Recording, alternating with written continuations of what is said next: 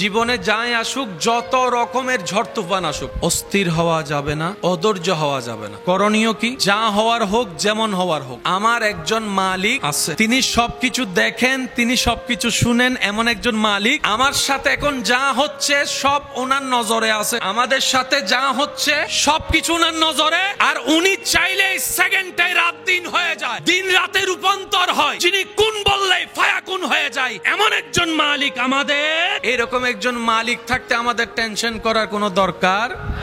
আমাদের কাজ হচ্ছে যে ওনার হুকুমের অপেক্ষা করা। উনি যাই দিবেন সেটাই খুশি মনে আমরা আপন করে নিব। অধৈর্য, অস্থির হব না। মনে রাখবেন, ধৈর্য এমন একটা নিয়ামত যেটার ফল আসবেই। ধৈর্যের ফল এটা আপনার চাচা, জেঠা, কাকা, মামা যতই যারাই অত্যাচার করুক না কেন, শুধু তাকায় থাকবেন রবের রহমতের দিকে। বিশ্বাস করেন ভাই, আপনার জন্য পৃথিবীর সবাই যদি দরজা বন্ধ করে দেয়, 100টা দরজা যদি বন্ধ হয়, রাস্তা বন্ধ হয়, লিখে রাখেন 1000টা দরজা রাস্তা আপনার আল্লাহ আপনার জন্য খুলে দিবেই দিবেই দিবে। সেজন্য যারা আপনাদেরকে কষ্ট দিচ্ছে তারা আপনাদের উপকার করছে। 1 নাম্বার উপকার, আপনাদের গুনাহ মাফ করায় দিচ্ছে। যারা আপনাদেরকে কষ্ট দিচ্ছে তারা আপনাদের গুনাহ মাফ করায় দিচ্ছে। 2 নম্বর, যারা আপনাদেরকে কষ্ট দিচ্ছে তারা আপনাদেরকে হাসরের আযাব থেকে বাঁচাই দিচ্ছে। 3 নম্বর, যারা আপনাদেরকে কষ্ট দিচ্ছে তারা আপনাদেরকে সওয়াব দিয়ে আপনাদের গুনাহগুলো নিজের কাঁধে নিয়ে নিচ্ছে। 4 নম্বর, যারা আপনাদের কাছে কষ্ট দিচ্ছে তারা আপনাদের জান্নাতে যাওয়ার রাস্তাটা সহজ করে দিচ্ছে। ধৈর্য এটাকে আলোকিত করে, ধৈর্য এটাকে মজবুত করে, ধৈর্য জীবনে টিকে থাকার জন্য একটা শক্ত ভূমিকা কাজ করে, ধৈর্য জীবনের অভিজ্ঞতাকে আরো পাকাপোক্ত করে, ধৈর্য মানুষ চিনতে সহযোগিতা করে, ধৈর্য আপনাকে সামনের কদম কিভাবে দিলে সুন্দর হবে সেটা আপনাকে শিখিয়ে দেয়। সেজন্য ধৈর্য ধরলে দুনিয়াতেও নিয়ামত, আখিরাতেও নিয়ামত। আমি আপনার এলাকা সম্পর্কে তেমন ভালো জানি না, সবাইকে আমি চিনি না, তবে আমি বলছি আপনারা একটু মিলাই দেখেন। এই এলাকায় এমনও কিছু বর্তমানে দনওয়ালা মানুষ আছে যারা একসময় বাতের বাতও পায়নি। এই এলাকায় এমনও কিছু মানুষ আছে যাদের আন্ডারে শত শত মানুষ চাকরি করে, কিন্তু একসময় উনি নিজে চাকরি করছে 20 টাকা, 30 টাকা, 40 টাকার বেতনে। এই এলাকায় এমনও অনেক মানুষ আছে যারা টাকায় অনেকে পড়ালেখা করে, কিন্তু সে নিজে জীবনে পড়ালেখা করার তেমন কোনো সুযোগ আল্লাহ কাউকে মাহরুম করে না, সবাইকে দেয়। কিন্তু দেওয়ার একটা সময়, ওই সময় যেটা সেটা আসা পর্যন্ত অপেক্ষা করার নাম হচ্ছে ধৈর্য। এবার কোরআন কি বলছেন দেখেন, ইন্নাল্লাহা মা'আস সাবিরিন। বান্দা জেনে রেখো, মনে রেখো, আমি সবরকারীর সাথেই আছি। যদি শব্দের গভীরতার সৌন্দর্য একটু খেয়াল করি, রব বলে যে ধৈর্য যেই ধরুক আমি তার সাথে আছি। আচ্ছা, আমি আপনাদেরকে, এটা একটু কন্ট্রোভার্সি হয়ে যাবে কিন্তু বুঝার জন্য বলি। একজন নেককার মানুষ আরেকজন গুনাহগার মানুষ, কয়জন? আল্লাহর প্রিয়কে গুনাহগার না নেককার? কিন্তু কখনো যদি ওই নেককার মানুষ গুনাহগারের উপর জুলুম করে, তখন আল্লাহ কার সাথে? নেককারের সাথে নাকি গুনাহগারের সাথে? যদি নেককার কখনো গুনাহগারের উপর জুলুম করে, রব বলে যে আমি আজকে নেককারের সাথে নাই, আমি গুনাহগারের সাথে। কারণ মজলুম যেখানে, আমি রবের রহমতও সেখানে। বলেন না সুবহান। আচ্ছা, সত্যি করে একটা কথা বলেন, এখানে যদি আল্লাহ পাক যদি কাউকে বলে তোর সারা জীবনের সমস্ত সম্পত্তি আমার নামে দান করে দে, আমি জান্নাতে একটা ঘর তুলে দিব, দান করবে কি করবে না? সবাই বলবে যে এখন লেখা নেন, এখন সিস্টেম আছে না, সিস্টেম আছে না। ঠিক কি সিস্টেমটা আল্লাহ এখানে করে। এখানে অনেকের বাচ্চা মারা গেছে, আছে না? হাসরে যাওয়ার পরে বাবাও আটকাই গেল গুনার কারণে, মাও আটকাই গেল গুনার কারণে, জান্নাত পাওয়ার কোনো সুযোগ। এবার তাদেরকে ফেরেশতারা জাহান্নামে নিয়ে যাচ্ছে। হঠাৎ করে একজন ফেরেশতা এসে বলে দাঁড়াও, তাদেরকে দাঁড় করাও। তাদের হিসাব পাল্টাই গিয়েছে, তাদের রায় চেঞ্জ হয়েছে। বলে যে কেমন চেঞ্জ? বলে যে তাদেরকে জাহান্নামে নয়, জান্নাতের রাস্তাটা একটু দেখাই দাও, জান্নাতের রাস্তা দেখাই দাও। এবার গুনাহগার বাবা, গুনাহগার মা দুইজনে ভাবতে থাকে, কিরে জান্নাত পাওয়া তো দূরের কথা, জান্নাতের গ্রান পাওয়ার তো যোগ্যতা আমাদের কাছে নাই, গুনাহ করছি, আবার জান্নাত পেলাম কিভাবে? আল্লাহর তো কোনো হিকমত তো নিশ্চয় আছে। এবার জান্নাতের দরজায় দাঁড়ায় দেখে ছোট্ট একটা বাচ্চা দাঁড়ায় আছে। এবার সে জিজ্ঞেস করে, বলে যে তুমি কে? বলে যে বাবা আমারে চিনো নাই, আমাকে চিনো নাই। বাবা মা বলে যে না, আমি তো তোমাকে চিনছি না, তুমি কে? বলে যে আমি তোমার সেই সন্তান যে কোলে থাকা অবস্থায় আল্লাহ দুনিয়ার থেকে নিয়ে এসেছিল, তোমাদেরকে কিছুটা কষ্ট দিয়েছিল, আজকে তোমাদেরকে জান্নাতে যাওয়ার জন্য আমাকে মাসুম অবস্থায় আল্লাহ দুনিয়া থেকে নিয়ে আসছেন। সেজন্য যাদের বাচ্চা মারা গিয়েছে আফসোস করেন না, যার মাল উনি নিছে, আর উনি বুঝে শুনেই নিছে। সম্পত্তি দিছে কে? আবার নিয়ে যাচ্ছে কে? মালিকের যা মন চায় তা করবে, আপনি আমি বলার কে? যারা বলে তারা বান্দা নয়, আর যারা মওলার খুশির উপর খুশি থাকে তারাই হচ্ছে খাস বান্দা, যার বাস্তব প্রমাণ কারবালার ময়দানে ইমাম আলী মাকাম ইমাম হোসেন দিয়ে গিয়েছেন। সুবহানাল্লাহ। ইমাম হোসেন বলে, রব পানি তৃষ্ণা লাগছে। রব বলে যে হোসেন তুমি পানি না খেলে আমি খুশি হব। রব বলে যে হোসেন তুমি পানি না খেলে আমি খুশি হব। ইমাম হোসেন বলে, আল্লাহ তুমি যদি খুশি হও, আমি হোসেন আজকে না আজীবনই পানি খাওয়া তো দূরের কথা, আমি স্পর্শ পর্যন্ত করব না। কারণ মওলা বান্দার কাজই হচ্ছে রবকে খুশি করা, রবকে খুশি করা, রবকে খুশি করা। আল্লাহ তাআলা কত চমৎকার ভাবে মানুষ সৃষ্টি করেছে, রব্বুল আলামিনের বড় দয়া। মনে রাখবেন, পৃথিবীর মানুষের কাছে সবচাইতে দামি জায়গার নাম হচ্ছে মাথা, আর মুসলমানদের কাছে সবচাইতে দামি জায়গার নাম হচ্ছে সিনা। মুসলমানদের কাছে আর মানুষের কাছে পার্থক্যটা, সব মানুষের কাছে দামি জায়গার নাম। সেজন্য আমার যুবক ভাইরা অনেকবার শুনেছে বড় বড় বিজ্ঞানীরা মারা যাওয়ার পরে তাদের ব্রেন নিয়ে গবেষণা করা হয়েছে। মানুষের কাছে দামি জায়গার নাম মাথা, মুসলমানদের কাছে সবচাইতে দামি জায়গার নাম। পৃথিবীর সাধারণ মানুষ যা স্ট্রোক করে সব এইখানে করে, আর হাসরের ময়দানে ইজ্জত পানেওয়ালা জান্নাত যাদেরকে খুঁজে রবের প্রিয় বান্দা যারা হয়, তাদের সবচাইতে দামি জায়গা হচ্ছে সিনা। ওই সিনায় তারা সমস্ত নিয়ামতকে স্ট্রোক করে। সেজন্য মনে রাখবেন, নামাজ যতক্ষণ আমরা পড়ি, নামাজ পড়ে যে বেতনটা আমরা পাই সওয়াব, সেটা আমরা জমাই কোথায়? রোজা, হজ, যাকাত, জিকির। আমাদের ব্যর্থতা এই জায়গায়, আমরা যা জমানোর সবচাইতে বেশি জমাইছি কাঁদে, কিন্তু আমাদের লকার ছিল সিনাই। নামাজি কখনো বাটপার হতে পারে, নামাজি কখনো সুদখোর হতে পারে, নামাজি কখনো অন্যের জায়গা দখল করতে পারে, নামাজি কখনো জুতা চুরি করতে পারে, নামাজি কখনো মসজিদের ভিতর বেয়াদবি করতে পারে, নামাজি কখনো মানুষের নামে বদনাম দিয়ে বনি দিয়ে বিয়ে ভাঙতে পারে। আরো জোরে বলেন না পারে? নামাজি কখনো মানুষের কষ্টের কারণ হতে পারে। কিন্তু আপনি আপনার এলাকায় দেখেন, আমি আমার এলাকায় দেখি, যে যার এলাকায় দেখি, অনেক এমন কাজ আছে নামাজও পড়ে এক সপ্তাহের জন্য টাকা নিয়ে 10 বছরও টাকা দেয়, নামাজও পড়ে সূরা আবার জালও করে, নামাজও পড়ে আবার সুদও খায়, নামাজও পড়ে আবার মা বাবার সাথে বেয়াদবিও করে, নামাজও পড়ে আবার ভাইয়ের সম্পত্তিও দখল করে, নামাজও পড়ে মানুষের রাস্তাও দখল করে, নামাজও পড়ে মানুষের পানি বন্ধ করে দেয়, নামাজও পড়ে হজও করে আসছে, নামের আগের আলহাজও আছে, আবার বাটফারির মধ্যে 1 নম্বরও আছে। এবার আমি আপনাকে প্রশ্ন করি, নামাজিতে এগুলা হতে পারে না, আর এগুলা যারা করে তারা কখনো নামাজি হতে পারে না। আরে ব্যাপারটা কোথায়? ব্যাপারটা কোথায়?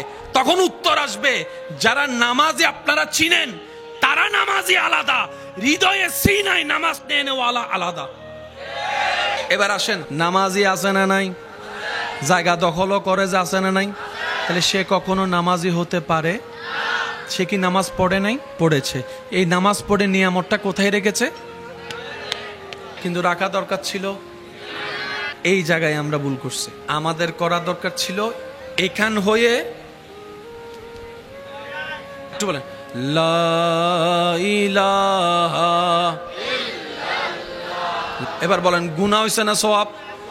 এই সওয়াব জমে কোথায়? আমার আপনার সবার ডান কাঁধে যে ফেরেশতা আছে, ওনার কাছে হচ্ছে কি লেখা? সওয়াব লেখা। লা ইলাহা ইল্লাল্লাহ পড়েছি, সেটার সওয়াব ডান কাঁধের ফেরেশতা লিখেছে। এবার বলেন, লা ইলাহা ইল্লাল্লাহর ভিতর একটা নূর আছে না নাই? কোরআনের ভিতর নূর আছে না নাই? কুর মধ্যে নূর আছে না নাই? সিজদার তসবির মধ্যে নূর আছে না নাই? ওযুর মধ্যে নূর আছে না নাই? সূরা ফাতিহার মধ্যে নূর আছে না নাই? কোরআনের শুরু থেকে শেষ মধ্যে নূর আছে না নাই? কাবা শরীফ দেখার মধ্যে নূর আছে না নাই? লাব্বাইক আল্লাহুম্মা লাব্বাইক বলার মধ্যে নূর আছে না নাই? রোজার ভিতরে নূর আছে না নাই? তো সওয়াব তো কাঁধে জমাইলাম, নূরটা জমাইতে। এই জায়গায় সাধারণ মানুষ আর আল্লাহর ওলিদের পার্থক্য। সাধারণ বান্দা আর আল্লাহর ওলি, আল্লাহ বান্দার পার্থক্য এখানে। সাধারণ মানুষে যা জমায় সব আল্লাহ ওয়ালারা যা জমায় কাঁধ হয়ে। পৃথিবীর সবচেয়ে দামি কিতাবের নাম কি? এই কোরআন। পৃথিবীর সমস্ত বই আমরা কোথায় রাখি? বাংলা, অঙ্ক, ইংরেজি, বিজ্ঞান কোথায় রাখি? ব্রেনে। আল্লাহ তাআলা কোরআনকে নাজিল করেছেন নবীর ব্রেনে না অন্তরে? আল্লাহ শ্রেষ্ঠ কিতাব কুরআন নাজিল করার সময় নবীর নূরানী দেহ মুবারকের আফাত ও মুস্তকের ভিতরে অন্তরকে বাছাই করেছেন, অন্তরকে বাছাই করেছেন। সুবহানাল্লাহ বলেন না?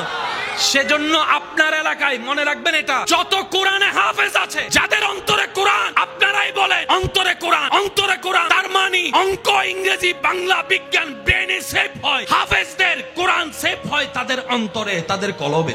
সুবহানাল্লাহ।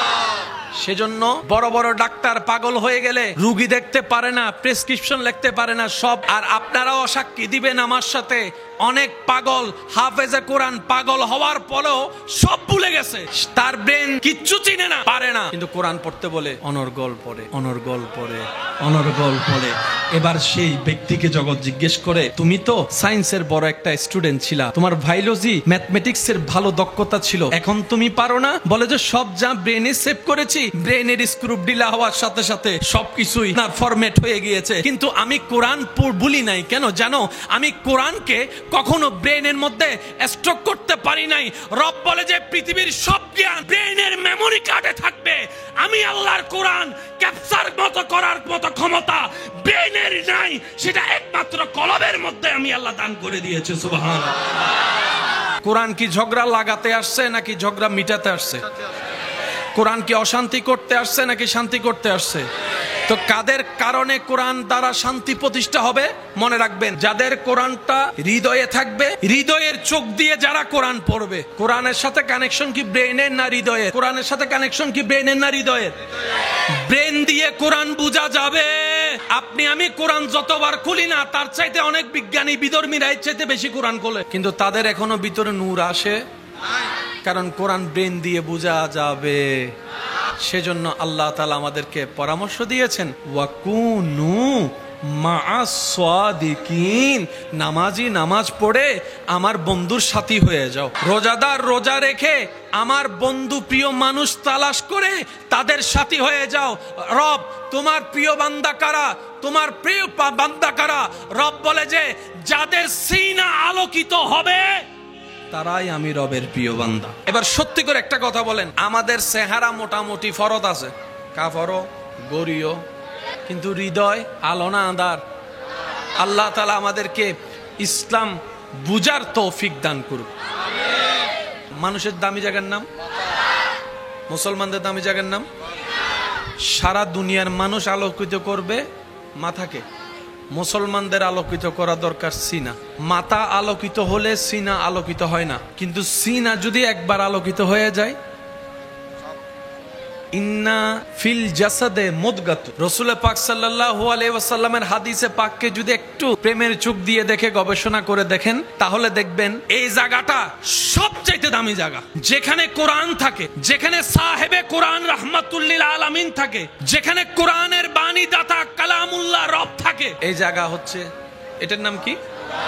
আপ টু বটম, শুরু থেকে শেষ প্রত্যেকটা হরফ রব্বুল আলামিনের কালাম। এই কোরআনের প্রত্যেকটি হরফ রবের কালাম। আমরা জানি অনেক কিছু, বুঝতে পারি না বলে উপলব্ধি হয় না। ভালোবাসার মানুষের দেওয়া মেসেজ চিঠির যত আন্তরিকতা, আকর্ষণ, ভালোবাসা থাকে, লেখাটা পড়ার জন্য, পড়া চিঠি যদি থেকে যায় 10 বছর পরে সেটা নিয়ে বুকে লাগায়, যেই টান, যেই আগ্রহ ভালোবাসার মানুষের লিখিত চিঠির মধ্যে থাকে, কারণ সেটা বুঝতে পেরেছে সেটা আমার ভালোবাসা, ভালো লাগার। ওই রকম টান কোরআনের প্রতি লাগে না কেন? ওই রকম টান কোরআন দেখলে লাগে না কেন? ওই রকম অনুভূতি কোরআনের আয়াত দেখলে অন্তর কম্পন হয় না কেন? আমরা কোরআনকে রবের কালাম নামে চিনেছি, দুর্ভাগ্য আমাদের রবের কালামের গুরুত্ব আমরা বুঝতে পারি না। এই কথা বলেন ঠিক কিনা?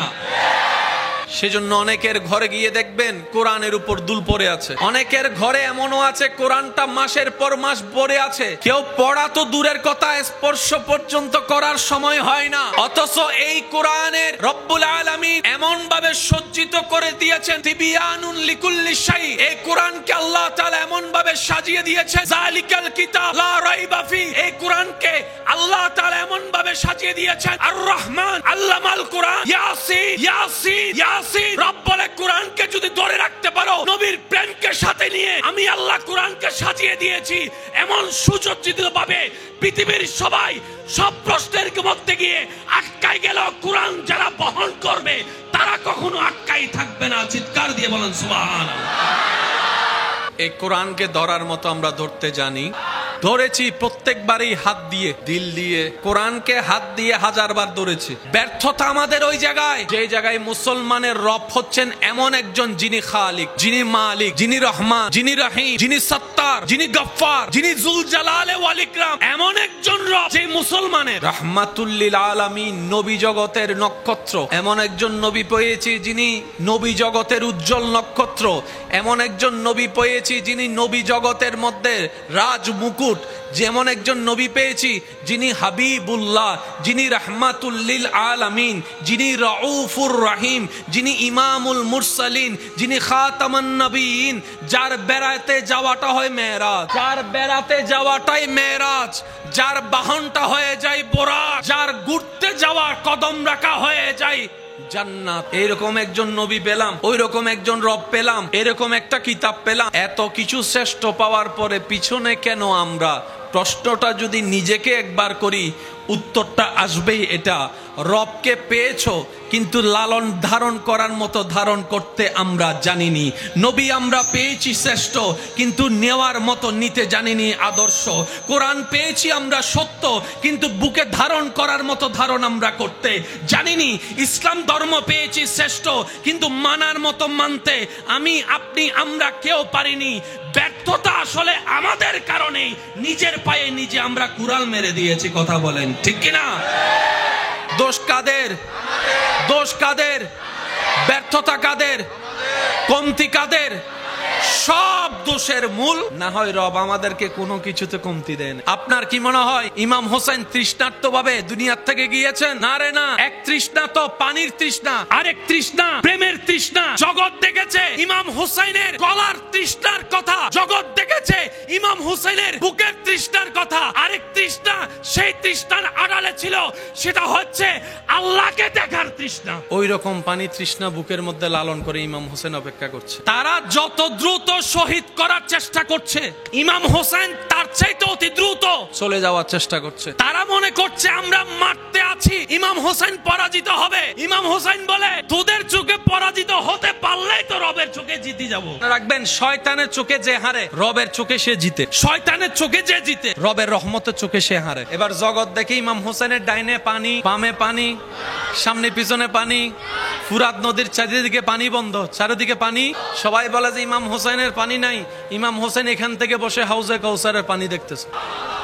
ইমাম হোসেন কারবালার ময়দানে দাঁড়িয়ে হাউজে কাউসার দেখতে। যুদ্ধের ময়দানে একজন সাহাবা শহীদ হয়েছে, একটু খেয়াল করবেন। শরীর মোবারকে তীর ঢুকছে, রক্ত প্রবাহিত, সামনে ছুরির আঘাত হয়েছে, পেট কেটে গেছে, প্রায় জীবন দুনিয়ার হায়াত শেষের পথে। ওনাকে কয়েকজন ধরে বসে আছে, ওনার চেহারায় এমন আলোকিত, এমন হাসি, কে শাহাদাতের বাণী। এদিকে রক্তাক্ত দেহ, চেহারার মধ্যে কোনো ভয় নাই, টেনশন নাই, পরিবারের কোনো আশা চিন্তা নাই। উনি বলে, আমি এখান থেকে বসে জান্নাতের চৌকাঠ দেখতে পাচ্ছি। এবার হাদিসকে যদি আপনি সামনে রাখেন, নেককার মানুষ দুনিয়া থেকে যাওয়ার আগে এক রকমের ফেরেশতা আসে, বদকার মানুষ যাওয়ার আগে ফেরেশতা আরেক রকমের আসে। ফেরেশতা আছে সত্য, আমরা দেখি, কিন্তু যার জান যাবে আমরা দেখি না। উনি দেখে কেন? আমরা দেখার আর না দেখার মাঝখানে একটা পর্দা আছে। যখন টাইম হয় পর্দাটা আল্লাহ তুলে দেয়, কারণ উনি দেখলো আর কোনো লাভ নাই তো, কারণ টাইম তো শেষ, বলবে আর কি। কিছু বান্দা এমন আছে যাদের হায়াত শেষ হওয়ার আগেই আল্লাহ খুশি হয়ে সেই পর্দাটা তুলে দেয়। তাদের কলবের আলোকিত এমন চোখ হয়, ইন্না ফিল কলবে আইনানে ওয়া উজনানে।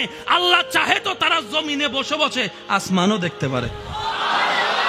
পার্থক্য কি বোঝা যাচ্ছে? বলেন না, পার্থক্য বোঝা যাচ্ছে? আল্লাহর বান্দাদের লিস্টের ভিতরে এমন কিছু সৌভাগ্যবান বান্দারা আছেন যাদেরকে আল্লাহ তাআলা চামড়ার দুইটা চোখ দেখার জন্য দিয়েছেন, সাথে সাথে কলবের ঘরের দুইটা চোখ আল্লাহ তাদের কেমন ভাবে দান করেছেন।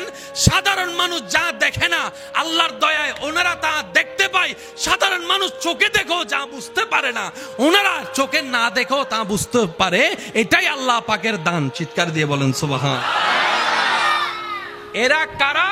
যারা আল্লাহর সান্নিধ্য পেয়েছেন, যারা আল্লাহর রহমতের সান্নিধ্য গিয়েছেন, তারাই আব্দুল্লাহ থেকে প্রমোশন পেয়ে ওয়ালি আল্লাহ হয়েছেন। এখানে ঝগড়ার তর্কের কিছু। সেজন্য আমরা কোরআন পড়ি, আমাদের অর্থ হয় একরকম। যখন সেই কোরআন আল্লামা রুমি দেখে, সেই কোরআনের আয়াতের উপর যখন জালালউদ্দিন সুয়ুতির নজর পড়ে, সে কোরআনের আয়াতের উপর যখন পীরানে পীর দস্তগীর আব্দুল কাদের জিলানির নজর পড়ে, সে কোরআনের আয়াতের সামনে আয়াত যখন হিন্দাল ওয়ালি গরিবে নামাজের সামনে চলে আসে, সে কোরআন যখন ইমাম গাজ্জালি পড়ে, তখন অর্থ হয়ে যায় ভিন্ন, শূন্যওয়ালা হয়ে যায় ভিন্ন, তাফসীর হয়ে যায় ভিন্ন, ব্যাখ্যা হয়ে যায় ভিন্ন। আরে পার্থক্যটা কোথায়? বলে যে ব্রেন দিয়ে কোরআনের ব্যাখ্যা ভিন্ন, হৃদয়ে ধারণ করা ব্যক্তিদের কোরআনের ব্যাখ্যা ভিন্ন হয়ে যায়। সুবহানাল্লাহ। আমরা সব ধারণ করি কোথায়? আল্লাহ ওয়ালারা সব ধারণ করে। নামাজ কয় ওয়াক্ত? ফজর, জোহর, আসর, মাগরিব। এই পাঁচটা নামাজ ফরজ, বান্দা পড়লে আল্লাহ খুশি হয়। আর একটা নামাজ আছে সূরা নামাজ, গোপন নামাজ, আল্লাহর বেশি প্রিয়। এই নামাজটা কোনটা? তাহাজ্জুদ পড়া কি ফরজ? ফরজ নয়, কিন্তু আল্লাহর বেশি প্রিয়। 5 ওয়াক্ত ফরজ, আল্লাহর ভালো লাগে বান্দা পড়লে, কিন্তু তাহাজ্জুদ পড়লে আল্লাহ আরো বেশি খুশি হয়। ব্যাপার কি? রব বলে যে 5টা ফরজ আমি রবের হুকুম, আমার বান্দা হুকুম পালন করেছে। আর তাহাজ্জুদ আমি তারা পড়তে বলি নাই, ফরজ করি নাই, তারা আমি ঘুমাইতে বলেছি। সে আমারে রাজি করার জন্য নিজের ঘুমকে হারাম করে না যায় নামাজে দাঁড়ায় গিয়েছে। সেজন্য নফল ইবাদত আল্লাহর বেশি প্রিয়। 5 ওয়াক্ত পড়লে আল্লাহ যতটুকু খুশি হয় বান্দার উপর, 5 ওয়াক্ত পড়ার পরে যারা গোপনে তাহাজ্জুদ পড়ে, তাদের উপর আল্লাহ আরো বেশি খুশি হয়। মনে রাখবেন, জান্নাতে যেতে গেলে সওয়াবের দরকার না গুনার দরকার? সওয়াব কাকে বলে, গুনাহ কাকে বলে? এক কথাই মনে রাখবেন, বান্দার যেই কাজে রব খুশি এটার নাম সওয়াব, বান্দার যেই কাজে শয়তান খুশি এটার নাম গুনাহ। বান্দার যেই কাজে আল্লাহ খুশি, বান্দার যেই কাজে শয়তান খুশি, এটার নাম গুনার পাল্লা বাড়ি হলে জাহান্নাম, সওয়াবের পাল্লা বাড়ি হলে জান্নাত। সওয়াব কাকে বলে? রবকে খুশি করার নামে সওয়াব। তার মানে জান্নাতে যেতে গেলে একটাই কাজ করতে হবে, সেটা হচ্ছে রবকে খুশি করা। সুবহানাল্লাহ। রবকে কি করা? খুশি করা। বান্দা নামাজ পড়লে রব কি হয়? বান্দা যখন রমজানে রোজা রাখে রব কি হয়? হজ যাকাত করলে রব কি হয়? নফল রোজা রাখলে রব কি হয়? বান্দা যখন জানের চাইতে বেশি আল্লাহর হাবিব নবীকে ভালোবাসে, রব কি হয়? বান্দা যখন সাহাবাকে সাহাবার মর্যাদা দেয়, আহলে বায়াতকে হৃদয়ে ধারণ করে সেই ভালোবাসা দেয়, তখন রব কি হয়? বান্দা যখন আল্লাহর নিয়ামত প্রাপ্ত বান্দাদেরকে সম্মান করে, তাজিম করে, মহব্বত করে, রব কি হয়? বান্দা যখন মা বাবাকে সম্মান করে, রব কি হয়? এর রব খুশি হলে হয় সওয়াব। আমরা এখন যে দুনিয়ায় আছি, যে জান্নাতের চাওয়া আপনার আমার চাওয়া স্বপ্ন, সে জান্নাত এবং দুনিয়ার মাঝে 2টা স্টেশন আসে। একটার নাম কবর, একটার নাম হাসর। একটার নাম কবর, একটার নাম, এই 2টার সামনে ফেস হওয়া ছাড়া কি কেউ জান্নাতে আমরা যেতে পারবো? কারো পক্ষে সম্ভব? আপনি শুনলে অবাক হবেন, চমৎকার বিষয়। এই 2টা স্টেশনের মধ্যে 2 রকমের পরীক্ষা নেওয়া হবে সবার। কবরের পরীক্ষা একরকম, হাসরের পরীক্ষা আরেক রকম। মনে রাখবেন, হাসরে যাওয়ার পরে আপনাকে আমাকে প্রশ্ন করা হবে, ওই প্রশ্নপত্র ধরন হবে আমল নিয়ে। কি নিয়ে? আমল নিয়ে। আর কবরের মধ্যে যে প্রশ্ন করা হবে সেই প্রশ্নপত্র ধরন হবে ঈমান নিয়ে। এবার বলেন, আমল থাকে কোথায়? সিনাই না কাঁধে? ভালো আমল ডান কাঁধে, খারাপ আমল বাম কাঁধে। এবার বলেন, হাসরে হবে আমলের হিসাব, আমল থাকে কোথায়? কাঁধে। আর ঈমান থাকে কোথায়? এবার বুঝে রাখবেন, মনে রাখবেন, হাসরে যাওয়ার পরে আল্লাহ তাআলা জিজ্ঞেস করবে, তোমার কাঁধে কি আছে বের করো। কবরে যাওয়ার পরে জিজ্ঞেস করবে, তোমার অন্তরে কি আছে। কবরে জিজ্ঞেস করা হবে, সিনায় কি আছে। হাসরে গেলে জিজ্ঞেস করা হবে, কাঁধে কি আছে। ভালোবাসা কি কাঁধে থাকে না সিনায়? আদব কি কাঁধে থাকে না সিনায়? মহাব্বত কি কাঁধে থাকে না সিনায়? সেজন্য বলা হয়েছে লা ঈমানা লিমান লা মুহাব্বাতা লাহু লা ইউমিনু আহাদুকুম হাত্তা আকুনা আহাব্বা ইলাইহি মিন ওয়ালাদি ওয়া ওয়ালাদি ওয়ান নাস আজমাইন ইন কুনতুম তুহিব্বুনাল্লাহ ফাত্তাবিউনি ইউহিব্বুকুমুল্লাহ। সমস্ত কিছুকে অ্যানালাইসিস করে দেখবেন নবীর ভালোবাসার প্রতি আল্লাহ যে তাগিদ দিয়েছে। আল্লাহ বলে আমার নবীকে সিনায় রাখবা, বলেন না সুবহানাল্লাহ। নবীর স্থান উম্মতের সিনায়, আল্লাহ পাকের স্থান বান্দাদের সিনাতে। কবর পার কাঁধের হিসাবে জান্নাত হলে, নেক আমল হলে হাসর পার হয়ে যাবে, বলেন না সুবহানাল্লাহ। কার কার মা নাই একটু হাত তুলেন, যার মা নাই, যার বাবা নাই একটু হাত তুলেন। বাবা নাই, আল্লাহ আপনাদের সবার মা বাবা কবরের বাসী হয়েছেন, আল্লাহ তাদেরকে জান্নাতের ফুল দ্বারা সজ্জিত করুক, আমিন। যাদের মাথার উপর এখনো মা বাবার ছায়া আছে, নিজের জীবনে পারতবশত কখনো মা বাবার সাথে বেয়াদবি, বড় গলায় কথা বলবো, মা বাবার চোখে পানি আসবে এমন কোন কাজ করব, নিজের উপর হাজার কষ্ট হোক মা বাবার মুখে হাসি ফুটানোর চেষ্টা করব। চিৎকার দিয়ে সবাই বলেন ইনশা ইনশা ইনশা। আর যদি কখনো অসতর্কতাবশত ভুল হয়েও যায়, মা বাবাকে কষ্ট দিয়েও ফেলি, রাতের বেলায় মা বাবার যার সাথে বেয়াদবি হোক ফাটা ধরে মাফ করে দেন, আমারে ভুল করছে, লজ্জা লাগবে? ফেস্টিস কোনো ফামসার হবে? মাথা কোনো নিচু হবে? এমনও হতে পারে আপনার এই মাপ চাওয়ার কারণে আল্লাহ তাআলা আপনার সামনে রিজিকে বরকতে বরকতে এনে দিবে। আল্লাহ চাইলে পারে, বলেন আল্লাহ চাইলে পারে।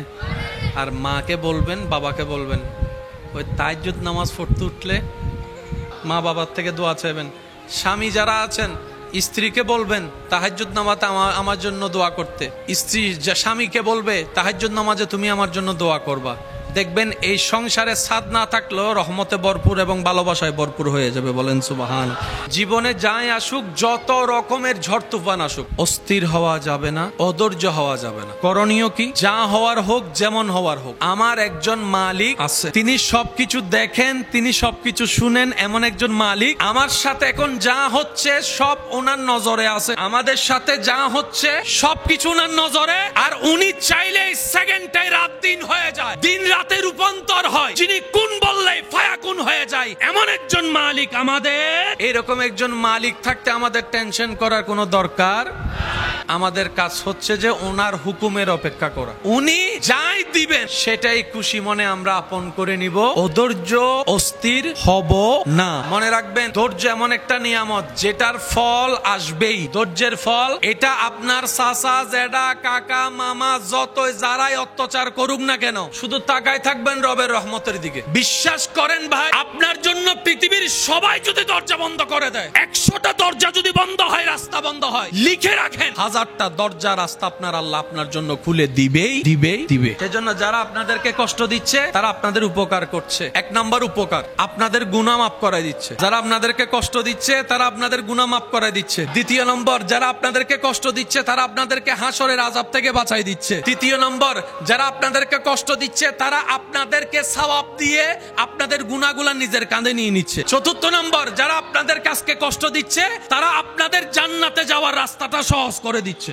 ধৈর্য এটাকে আলোকিত করে, ধৈর্য এটাকে মজবুত করে, ধৈর্য জীবনে টিকে থাকার জন্য একটা শক্ত ভূমিকা কাজ করে, ধৈর্য জীবনের অভিজ্ঞতাকে আরো পাকাপোক্ত করে, ধৈর্য মানুষ চিনতে সহযোগিতা করে, ধৈর্য আপনাকে সামনের কদম কিভাবে দিলে সুন্দর হবে সেটা আপনাকে শিখিয়ে দেয়। সেজন্য ধৈর্য ধরলে দুনিয়াতেও নিয়ামত, আখিরাতেও নিয়ামত। আমি আপনার এলাকা সম্পর্কে তেমন ভালো জানি না, সবাইকে আমি চিনি না, তবে আমি বলছি আপনারা একটু মিলাই দেখেন।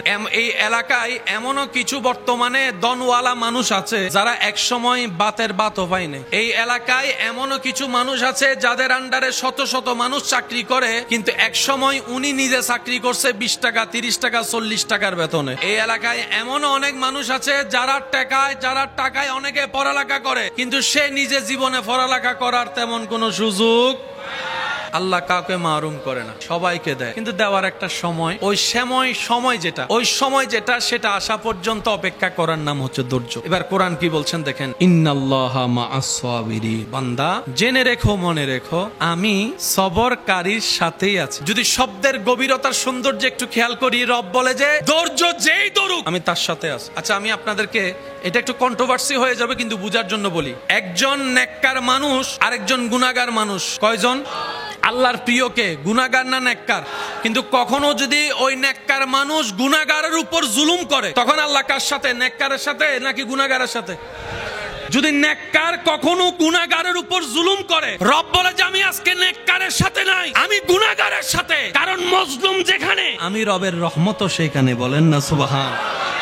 আচ্ছা, সত্যি করে একটা কথা বলেন, এখানে যদি আল্লাহ পাক যদি কাউকে বলে তোর সারা জীবনের সমস্ত সম্পত্তি আমার নামে দান করে দে, আমি জান্নাতে একটা ঘর তুলে দিব, দান করবে কি করবে না? সবাই বলবে যে এখন লেখা নেন, এখন সিস্টেম আছে না, সিস্টেম আছে না। ঠিক একই সিস্টেমটা আল্লাহ এখানে করে। এখানে অনেকের বাচ্চা মারা গেছে, আছে না? হাসরে যাওয়ার পরে বাবাও আটকাই গেল গুনার কারণে, মাও আটকাই গেল গুনার কারণে, জান্নাত পাওয়ার কোনো সুযোগ। এবার তাদেরকে ফেরেশতারা জাহান্নামে নিয়ে যাচ্ছে, হঠাৎ করে একজন ফেরেশতা এসে বলে দাঁড়াও, তাদেরকে দাঁড় করাও। তাদের হিসাব পাল্টাই গিয়েছে, তাদের রায় চেঞ্জ হয়েছে। বলে যে কেমন চেঞ্জ? বলে যে তাদেরকে জাহান্নামে নয়, জান্নাতের রাস্তাটা একটু দেখাই দাও, জান্নাতের রাস্তা দেখাই দাও। এবার গুনাহগার বাবা, গুনাহগার মা দুইজনে ভাবতে থাকে, কিরে জান্নাত পাওয়া তো দূরের কথা, জান্নাতের গ্রান পাওয়ার তো যোগ্যতা আমাদের কাছে নাই, গুনাহ করছি, আবার জান্নাত পেলাম কিভাবে?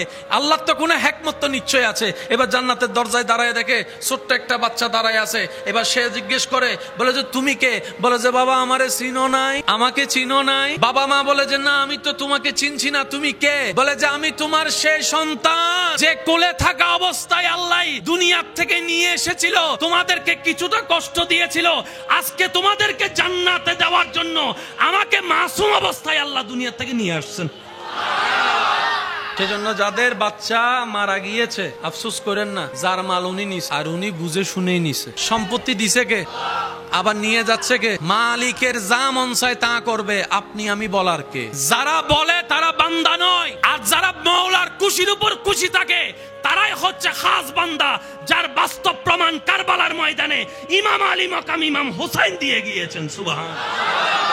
ইমাম হোসেন বলে রব পানি তৃষ্ণা লাগছে। রব বলে যে হোসেন তুমি পানি না খেলে আমি খুশি হব। রব বলে যে হোসেন তুমি পানি না খেলে আমি খুশি হব। ইমাম হোসেন বলে আল্লাহ তুমি যদি খুশি হও, আমি হোসেন আজকে না আজীবনই পানি খাওয়া তো দূরের কথা, আমি স্পর্শ পর্যন্ত করব না। কারণ মওলা বান্দার কাজই হচ্ছে রবকে খুশি করা, রবকে খুশি করা, রবকে খুশি করা।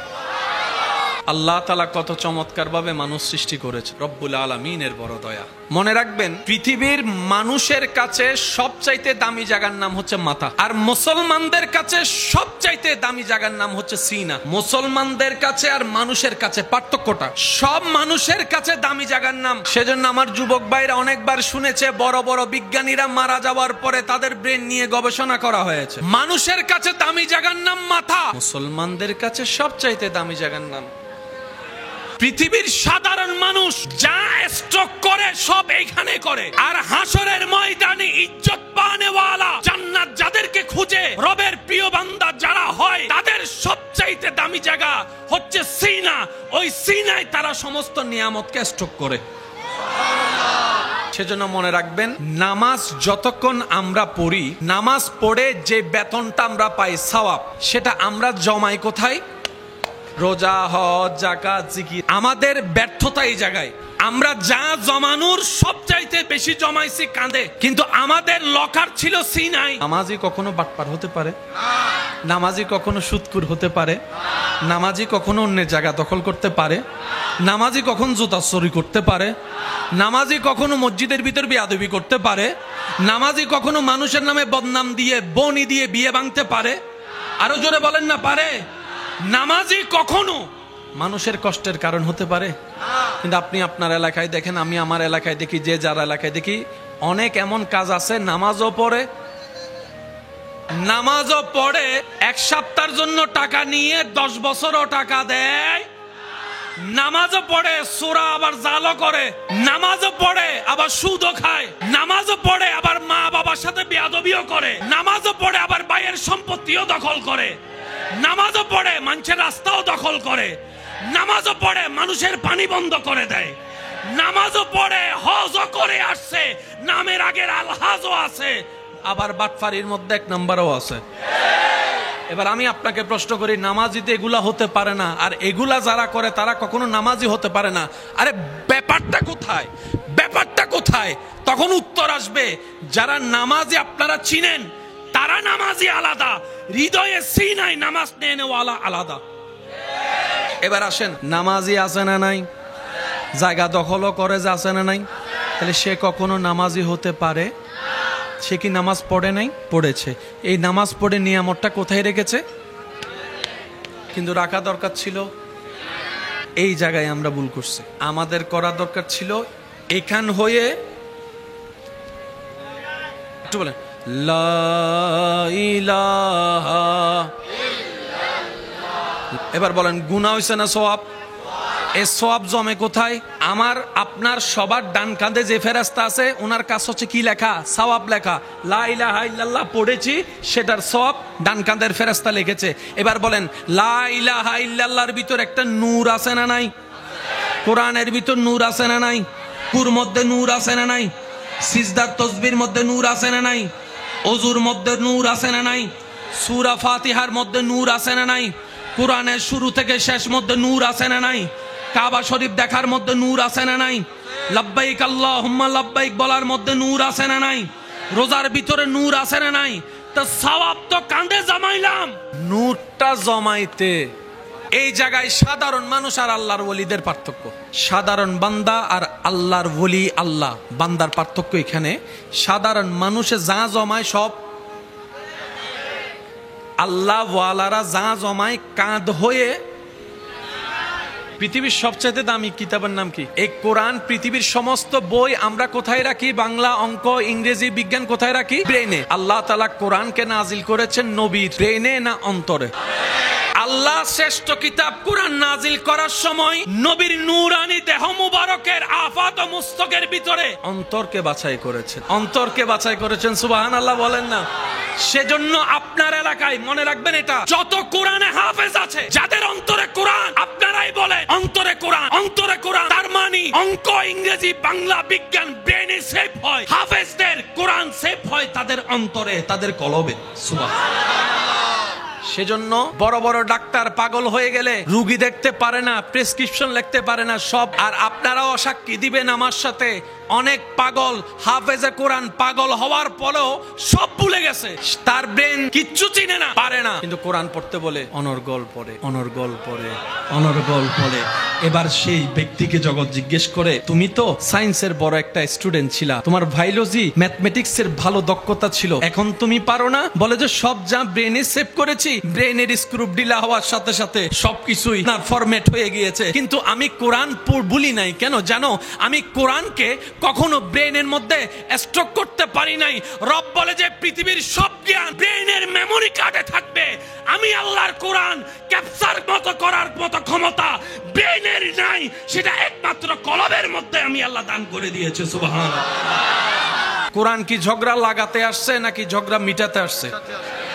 কোরআন কি অশান্তি করতে আসছে নাকি শান্তি করতে আসছে? তো কাদের কারণে কোরআন দ্বারা শান্তি প্রতিষ্ঠা হবে? মনে রাখবেন, যাদের কোরআনটা হৃদয়ে থাকবে, হৃদয়ের চোখ দিয়ে যারা কোরআন পড়বে। কোরআনের সাথে কানেকশন কি ব্রেনের না হৃদয়ের? কোরআনের সাথে কানেকশন কি ব্রেনের না হৃদয়ের? ব্রেন দিয়ে কোরআন বোঝা যাবে। আপনি আমি কোরআন যতবার খুলি না, তার চাইতে অনেক বিজ্ঞানী বিধর্মীরা এর চাইতে বেশি কোরআন খোলে, কিন্তু তাদের এখনো ভিতরে নূর আসে, কারণ কোরআন ব্রেন দিয়ে বোঝা যাবে। সেজন্য আল্লাহ তাআলা আমাদেরকে পরামর্শ দিয়েছেন, ওয়াকুনু মা'আস সাদিকিন, নামাজি নামাজ পড়ে আমার বন্ধুর সাথী হয়ে যাও, রোজাদার রোজা রেখে আমার বন্ধু প্রিয় মানুষ তালাশ করে তাদের সাথী হয়ে যাও। রব তোমার প্রিয় বান্দা কারা? তোমার প্রিয় বান্দা কারা? রব বলে যে যাদের সিনা আলোকিত হবে তারাই আমি রবের প্রিয় বান্দা। এবার সত্যি করে একটা কথা বলেন, আমাদের চেহারা মোটামুটি ফরত আছে, কাফরো, গরিও, কিন্তু হৃদয় আলো না আঁধার? আল্লাহ তাআলা আমাদেরকে ইসলাম বুঝার তৌফিক দান করুক। মানুষের দামি জায়গার নাম, মুসলমানদের দামি জায়গার নাম। সারা দুনিয়ার মানুষ আলোকিত করবে মাথাকে, মুসলমানদের আলোকিত করা দরকার সিনা। মাথা আলোকিত হলে সিনা আলোকিত হয় না, কিন্তু সিনা যদি একবার আলোকিত হয়ে যায়, ইন্না ফিল জাসাদে মুদগাতু, রাসূল পাক সাল্লাল্লাহু আলাইহি ওয়াসাল্লামের হাদিসে পাককে যদি একটু প্রেমের চোখ দিয়ে দেখে গবেষণা করে দেখেন, তাহলে দেখবেন এই জায়গাটা সবচেয়ে দামি জায়গা। যেখানে কোরআন থাকে, যেখানে সাহেবে কোরআন রাহমাতুল লিল আলামিন থাকে, যেখানে কোরআনের বাণী দাতা কালামুল্লাহ রব থাকে, এই জায়গা হচ্ছে, এটার নাম কি? আপ টু বটম, শুরু থেকে শেষ প্রত্যেকটা হরফ রব্বুল আলামিনের কালাম। এই কোরআনের প্রত্যেকটি হরফ রবের কালাম। আমরা জানি অনেক কিছু, বুঝতে পারি না বলে উপলব্ধি হয় না। ভালোবাসার মানুষের দেওয়া মেসেজ চিঠির যত আন্তরিকতা, আকর্ষণ, ভালোবাসা থাকে, লেখাটা পড়ার জন্য, পড়া চিঠি যদি থেকে যায় 10 বছর পরে সেটা নিয়ে বুকে লাগায়, যেই টান, যেই আগ্রহ ভালোবাসার মানুষের লিখিত চিঠির মধ্যে থাকে, কারণ সেটা বুঝতে পেরেছে সেটা আমার ভালোবাসার, ভালো লাগার। ওই রকম টান কোরআনের প্রতি লাগে না কেন? ওই রকম টান কোরআন দেখলে লাগে না কেন? ওই রকম অনুভূতি কোরআনের আয়াত দেখলে অন্তর কম্পন হয় না কেন? আমরা কোরআনকে রবের কালাম নামে চিনেছি, দুর্ভাগ্য আমাদের রবের কালামের গুরুত্ব আমরা বুঝতে পারি না। এই কথা বলেন ঠিক কিনা? সেজন্য অনেকের ঘরে গিয়ে দেখবেন কোরআনের উপর দুল পড়ে আছে। অনেকের ঘরে এমনও আছে কোরআনটা মাসের পর মাস পড়ে আছে, কেউ পড়া তো দূরের কথা, স্পর্শ পর্যন্ত করার সময় হয় না। অথচ এই কোরআনের রব্বুল আলামিন এমন ভাবে সজ্জিত করে দিয়েছেন, তিবিয়ানুন লিকুল্লি শাই। এই কোরআনকে আল্লাহ তাআলা এমন ভাবে সাজিয়ে দিয়েছেন, যালিকাল কিতাব লা রাইবা ফি। এই কোরআনকে আল্লাহ তাআলা এমন ভাবে সাজিয়ে দিয়েছেন, আর রহমান আল্লামাল কোরআন, ইয়াসিন ইয়াসিন ইয়াসিন। রব বলে কোরআনকে যদি ধরে রাখতে পারো, নবীর প্রেমকে সাথে নিয়ে আমি আল্লাহ কোরআনকে সাজিয়ে দিয়েছি এমন সুসজ্জিত ভাবে, পৃথিবীর সবাই সব প্রশ্নের মধ্যে গিয়ে আটকাই গেল, কোরআন যারা বহন করবে তারা কখনো আটকাই থাকবে না। চিৎকার দিয়ে বলেন সুবহানাল্লাহ। এই কোরআনকে ধরার মতো আমরা ধরতে জানি, ধরেছি প্রত্যেকবারই হাত দিয়ে, দিল দিয়ে। কোরআনকে হাত দিয়ে 1000 বার ধরেছি। ব্যর্থতা আমাদের ওই জায়গায়, যে জায়গায় মুসলমানের রব হচ্ছেন এমন একজন, যিনি খালিক, যিনি মালিক, যিনি রহমান, যিনি রহিম, যিনি সত্তার, যিনি গফফার, যিনি যুল জালালে ওয়াল ইকরাম, এমন একজন রব যে মুসলমানের রাহমাতুল লিল আলামিন, নবী জগতের নক্ষত্র। এমন একজন নবী পেয়েছি যিনি নবী জগতের উজ্জ্বল নক্ষত্র। এমন একজন নবী পেয়েছি যিনি নবী জগতের মধ্যে রাজমুকুট। যেমন একজন নবী পেয়েছি যিনি হাবিবুল্লাহ, যিনি রাহমাতুল লিল আলামিন, যিনি রাউফুর রহিম, যিনি ইমামুল মুরসালিন, যিনি খাতামান নবীন, যার বেড়াতে যাওয়াটা হয় মেরাজ, যার বেড়াতে যাওয়াটাই মেরাজ, যার বাহনটা হয়ে যায় বোরাক, যার ঘুরতে যাওয়া কদম রাখা হয়ে যায় জান্নাত। এইরকম একজন নবী পেলাম, ওই রকম একজন রব পেলাম, এরকম একটা কিতাব পেলাম। এত কিছু শ্রেষ্ঠ পাওয়ার পরে পিছনে কেন আমরা? প্রশ্নটা যদি নিজেকে একবার করি, উত্তরটা আসবেই এটা, রবকে পেয়েছো কিন্তু লালন ধারণ করার মতো ধারণ করতে আমরা জানিনি। নবী আমরা পেয়েছি শ্রেষ্ঠ, কিন্তু নেওয়ার মতো নিতে জানিনি আদর্শ। কোরআন পেয়েছি আমরা সত্য, কিন্তু বুকে ধারণ করার মতো ধারণ আমরা করতে জানিনি। ইসলাম ধর্ম পেয়েছি শ্রেষ্ঠ, কিন্তু মানার মতো মানতে আমি, আপনি, আমরা কেউ পারিনি। ব্যর্থতা আসলে আমাদের কারণেই, নিজের পায়ে নিজে আমরা কুড়াল মেরে দিয়েছি। কথা বলেন ঠিক কিনা? দোষ কাদের? দোষ কাদের? ব্যর্থতা কাদের? কমতি কাদের? সব দোষের মূল না হয় রব আমাদেরকে কোনো কিছুতে কমতি দেন। আপনার কি মনে হয় ইমাম হোসেন তৃষ্ণার্ত ভাবে দুনিয়ার থেকে গিয়েছেন? না রে না। এক তৃষ্ণা তো পানির তৃষ্ণা, আরেক তৃষ্ণা প্রেমের তৃষ্ণা। জগৎ দেখেছে ইমাম হোসেনের গলার তৃষ্ণার কথা, জগৎ দেখেছে ইমাম হোসেনের বুকের তৃষ্ণার কথা। আরেক তৃষ্ণা, সেই তৃষ্ণার আড়ালে ছিল, সেটা হচ্ছে আল্লাহকে দেখার তৃষ্ণা। ওই রকম পানি তৃষ্ণা বুকের মধ্যে লালন করে ইমাম হোসেন অপেক্ষা করছে। তারা যত দ্রুত শহীদ করার চেষ্টা করছে, ইমাম হোসেন তার চাইতে অতি দ্রুত চলে যাওয়ার চেষ্টা করছে। তারা মনে করছে আমরা মারতে আছি, ইমাম হোসেন পরাজিত হবে। ইমাম হোসেন বলে, তোদের চোখে পরাজিত হতে পারলেই তো রবের চোখে জিতে যাব। রাখবেন, শয়তানের চোখে যে হারে, রবের চোখে সে জিতে। শয়তানের চোখে যে জিতে, রবের রহমতের চোখে সে হারে। এবার জগৎ দেখে ইমাম হোসেনের ডাইনে পানি, বামে পানি, সামনে পিছনে পানি, ফুরাত নদীর চারিদিকে পানি বন্ধ, চারিদিকে পানি। সবাই বলে যে ইমাম হোসেনের পানি নাই। ইমাম হোসেন এখান থেকে বসে হাউজে কাউসারের পানি দেখতেছে।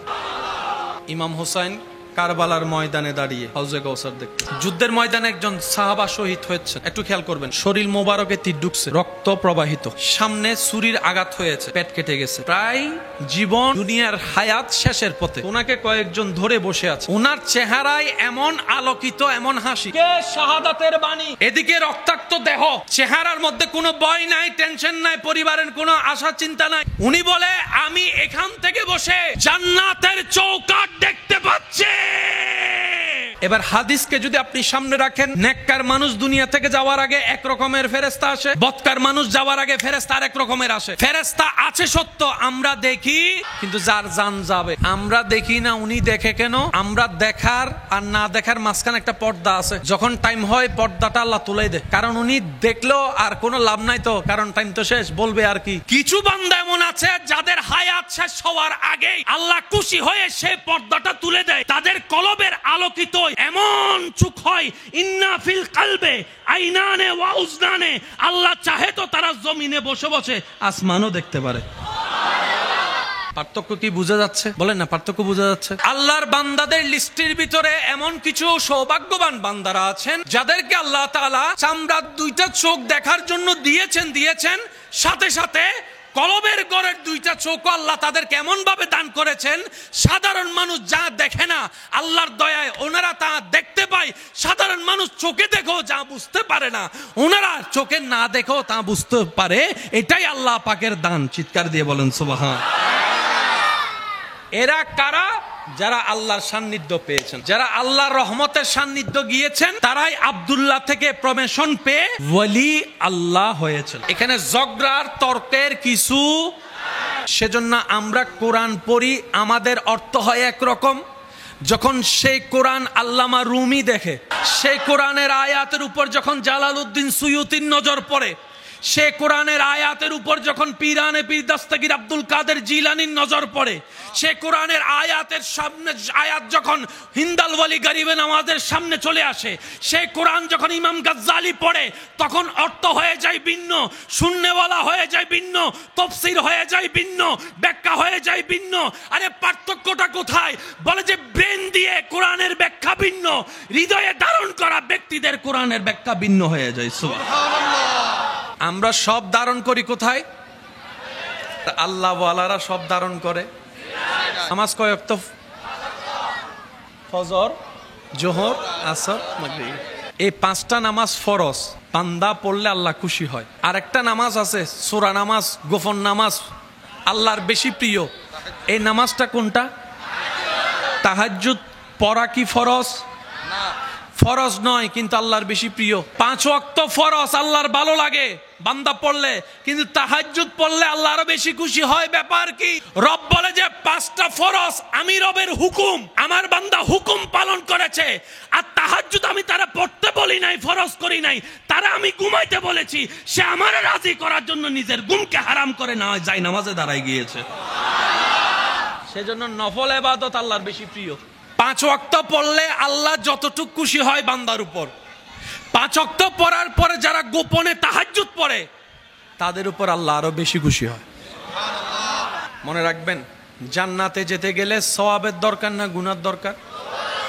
সওয়াব কাকে বলে, গুনাহ কাকে বলে? এক কথায় মনে রাখবেন, বান্দার যেই কাজে রব খুশি এটার নাম সওয়াব, বান্দার যেই কাজে শয়তান খুশি এটার নাম গুনাহ। বান্দার যেই কাজে আল্লাহ খুশি, বান্দার যেই কাজে শয়তান খুশি এটার নাম গুনার পাল্লা বাড়ি হলে জাহান্নাম, সওয়াবের পাল্লা বাড়ি হলে জান্নাত। সওয়াব কাকে বলে? রবকে খুশি করার নামে সওয়াব। তার মানে জান্নাতে যেতে গেলে একটাই কাজ করতে হবে, সেটা হচ্ছে রবকে খুশি করা। সুবহানাল্লাহ। রবকে কি করা? খুশি করা। বান্দা নামাজ পড়লে রব কি হয়? বান্দা যখন রমজানে রোজা রাখে রব কি হয়? হজ যাকাত করলে রব কি হয়? নফল রোজা রাখলে রব কি হয়? বান্দা যখন জানের চাইতে বেশি আল্লাহর হাবিব নবীকে ভালোবাসে রব কি হয়? আরো বেশি। বান্দা যখন সাহাবাকে সাহাবার মর্যাদা দেয়, আহলে বায়াতকে হৃদয়ে ধারণ করে সেই ভালোবাসা দেয়, তখন রব কি হয়? বান্দা যখন আল্লাহর নিয়ামত প্রাপ্ত বান্দাদেরকে সম্মান করে, তাজিম করে, মোহাব্বত করে, রব কি হয়? বান্দা যখন মা বাবাকে সম্মান করে রব কি হয়? এর রব খুশি হলে হয় সওয়াব। আমরা এখন যে দুনিয়ায় আছি, যে জান্নাতের চাওয়া আপনার আমার চাওয়া স্বপ্ন, সে জান্নাত এবং দুনিয়ার মাঝে দুইটা স্টেশন আসে। একটার নাম কবর, একটার নাম হাসর। একটার নাম কবর, একটার নাম, এই দুইটার সামনে ফেস হওয়া ছাড়া কি কেউ জান্নাতে আমরা যেতে পারবো? কারো পক্ষে সম্ভব? আপনি শুনলে অবাক হবেন, চমৎকার বিষয়। এই দুইটা স্টেশনের মধ্যে দুই রকমের পরীক্ষা নেওয়া হবে সবার। কবরের পরীক্ষা একরকম, হাসরের পরীক্ষা আরেক রকম। মনে রাখবেন, হাসরে যাওয়ার পরে আপনাকে আমাকে প্রশ্ন করা হবে, ওই প্রশ্নপত্র ধরন হবে আমল নিয়ে। কি নিয়ে? আমল নিয়ে। আর কবরের মধ্যে যে প্রশ্ন করা হবে সে প্রশ্নপত্র ধরন হবে ঈমান নিয়ে। এবার বলেন, আমল থাকে কোথায়? সিনাই না কাঁধে? ভালো আমল ডান কাঁধে, খারাপ আমল বাম কাঁধে। এবার বলেন, হাসরে হবে আমলের হিসাব, আমল থাকে কোথায়? কাঁধে। আর ঈমান থাকে কোথায়? এবার বুঝে রাখবেন, মনে রাখবেন, হাসরে যাওয়ার পরে আল্লাহ তাআলা জিজ্ঞেস করবে তোমার কাঁধে কি আছে বের করো। কবরে যাওয়ার পরে জিজ্ঞেস করবে তোমার অন্তরে কি আছে। কবরে জিজ্ঞেস করা হবে সিনায় কি আছে। হাসরে গেলে জিজ্ঞেস করা হবে কাঁধে কি আছে। ভালোবাসা কি কাঁধে থাকে না সিনায়? আদব কি কাঁধে থাকে না সিনায়? মহাব্বত কি কাঁধে থাকে না সিনায়? সেজন্য বলা হয়েছে লা ঈমানা লিমান লা মুহাব্বাতা লাহু লা ইউমিনু আহাদুকুম হাত্তা আকুনা আহাব্বা ইলাইহি মিন ওয়ালাদি ওয়া ওয়ালাদি ওয়ান নাস আজমাইন ইন কুনতুম তুহিব্বুনাল্লাহ ফাত্তাবিউনি ইউহিব্বুকুমুল্লাহ। সমস্ত কিছুকে অ্যানালাইসিস করে দেখবেন, নবীর ভালোবাসার প্রতি আল্লাহ যে তাগিদ দিয়েছে, আল্লাহ বলে আমার নবীকে সিনায় রাখবা। বলেন না সুবহানাল্লাহ। নবীর স্থান উম্মতের সিনায়, আল্লাহ পাকের স্থান বান্দাদের সিনাতে। কবর পার, কাঁধের হিসাবে জান্নাত হলে, নেক আমল হলে হাসর পার হয়ে যাবে। বলেন না সুবহানাল্লাহ। কার কার মা নাই একটু হাত তোলেন। যার মা নাই, যার বাবা নাই একটু হাত তোলেন। বাবা নাই, আল্লাহ আপনাদের সবার মা বাবা কবরের বাসী হয়েছেন, আল্লাহ তাদেরকে জান্নাতের ফুল দ্বারা সজ্জিত করুক, আমিন। যাদের মাথার উপর এখনো মা বাবার ছায়া আছে, নিজের জীবনে পারতবশত কখনো মা বাবার সাথে বেয়াদবি, বড় গলায় কথা বলবো, মা বাবার চোখে পানি আসবে এমন কোন কাজ করব, নিজের উপর হাজার কষ্ট হোক মা বাবার মুখে হাসি ফুটানোর চেষ্টা করব। চিৎকার দিয়ে সবাই বলেন ইনশা ইনশা ইনশা। আর যদি কখনো অসতর্কতা বশত ভুল হয়েও যায়, মা বাবাকে কষ্ট দিয়েও ফেলি, রাতের বেলায় মা বাবার যার সাথে বেয়াদবি হোক ফাটা ধরে মাফ করে দেন, আমারে ভুল করছে, লজ্জা লাগবে? ফেস্টিস কোনো ফামসার হবে? মাথা কোনো নিচু হবে? এমনও হতে পারে আপনার এই মাপ চাওয়ার কারণে আল্লাহ তাআলা আপনার সামনে রিজিকে বরকতে বরকতে এনে দিবে। আল্লাহ চাইলে পারে, বলেন আল্লাহ চাইলে পারে। আর মাকে বলবেন, বাবাকে বলবেন, ওই তাহাজ্জুদ নামাজ পড়তে উঠলে মা বাবার থেকে দোয়া চাইবেন। স্বামী যারা আছেন স্ত্রীকে বলবেন তাহাজ্জুদ নামাজে আমার জন্য দোয়া করতে। স্ত্রী স্বামীকে বলবে তাহাজ্জুদ নামাজে তুমি আমার জন্য দোয়া করবা। দেখবেন এই সংসারে সাদ না থাকলেও রহমতে ভরপুর এবং ভালোবাসায় ভরপুর হয়ে যাবে। বলেন সুবহান। জীবনে যাই আসুক, যত রকমের ঝড় তুফান আসুক, অস্থির হওয়া যাবে না, অধৈর্য হওয়া যাবে না। করণীয় কি? যা হওয়ার হোক, যেমন হওয়ার হোক, আমার একজন মালিক আছে, তিনি সবকিছু দেখেন, তিনি সবকিছু শুনেন। এমন একজন মালিক আমার সাথে এখন যা হচ্ছে সব ওনার নজরে আছে। আমাদের সাথে যা হচ্ছে সবকিছু ওনার নজরে। আর উনি চাইলে সেকেন্ডটাই রাত দিন হয়ে যায়, দিন রাতে রূপান্তর হয়। যিনি কোন বললেই ফায়াকুন হয়ে যায়, এমন একজন মালিক আমাদের। এরকম একজন মালিক থাকতে আমাদের টেনশন করার কোনো দরকার।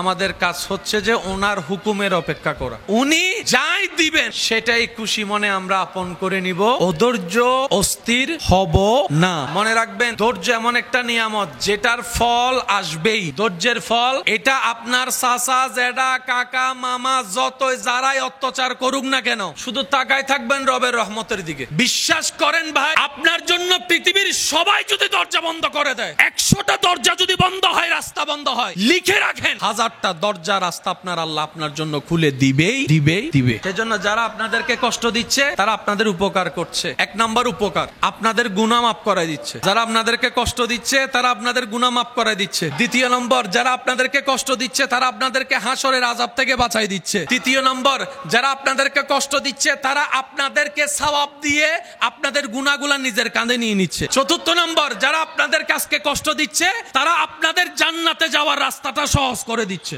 ধৈর্য এটাকে আলোকিত করে, ধৈর্য এটাকে মজবুত করে, ধৈর্য জীবনে টিকে থাকার জন্য একটা শক্ত ভূমিকা কাজ করে, ধৈর্য জীবনের অভিজ্ঞতাকে আরো পাকাপোক্ত করে, ধৈর্য মানুষ চিনতে সহযোগিতা করে, ধৈর্য আপনাকে সামনের কদম কিভাবে দিলে সুন্দর হবে সেটা আপনাকে শিখিয়ে দেয়। সেজন্য ধৈর্য ধরলে দুনিয়াতেও নিয়ামত, আখিরাতেও নিয়ামত। আমি আপনার এলাকা সম্পর্কে তেমন ভালো জানি না, সবাইকে আমি চিনি না, তবে আমি বলছি আপনারা একটু মিলাই দেখেন।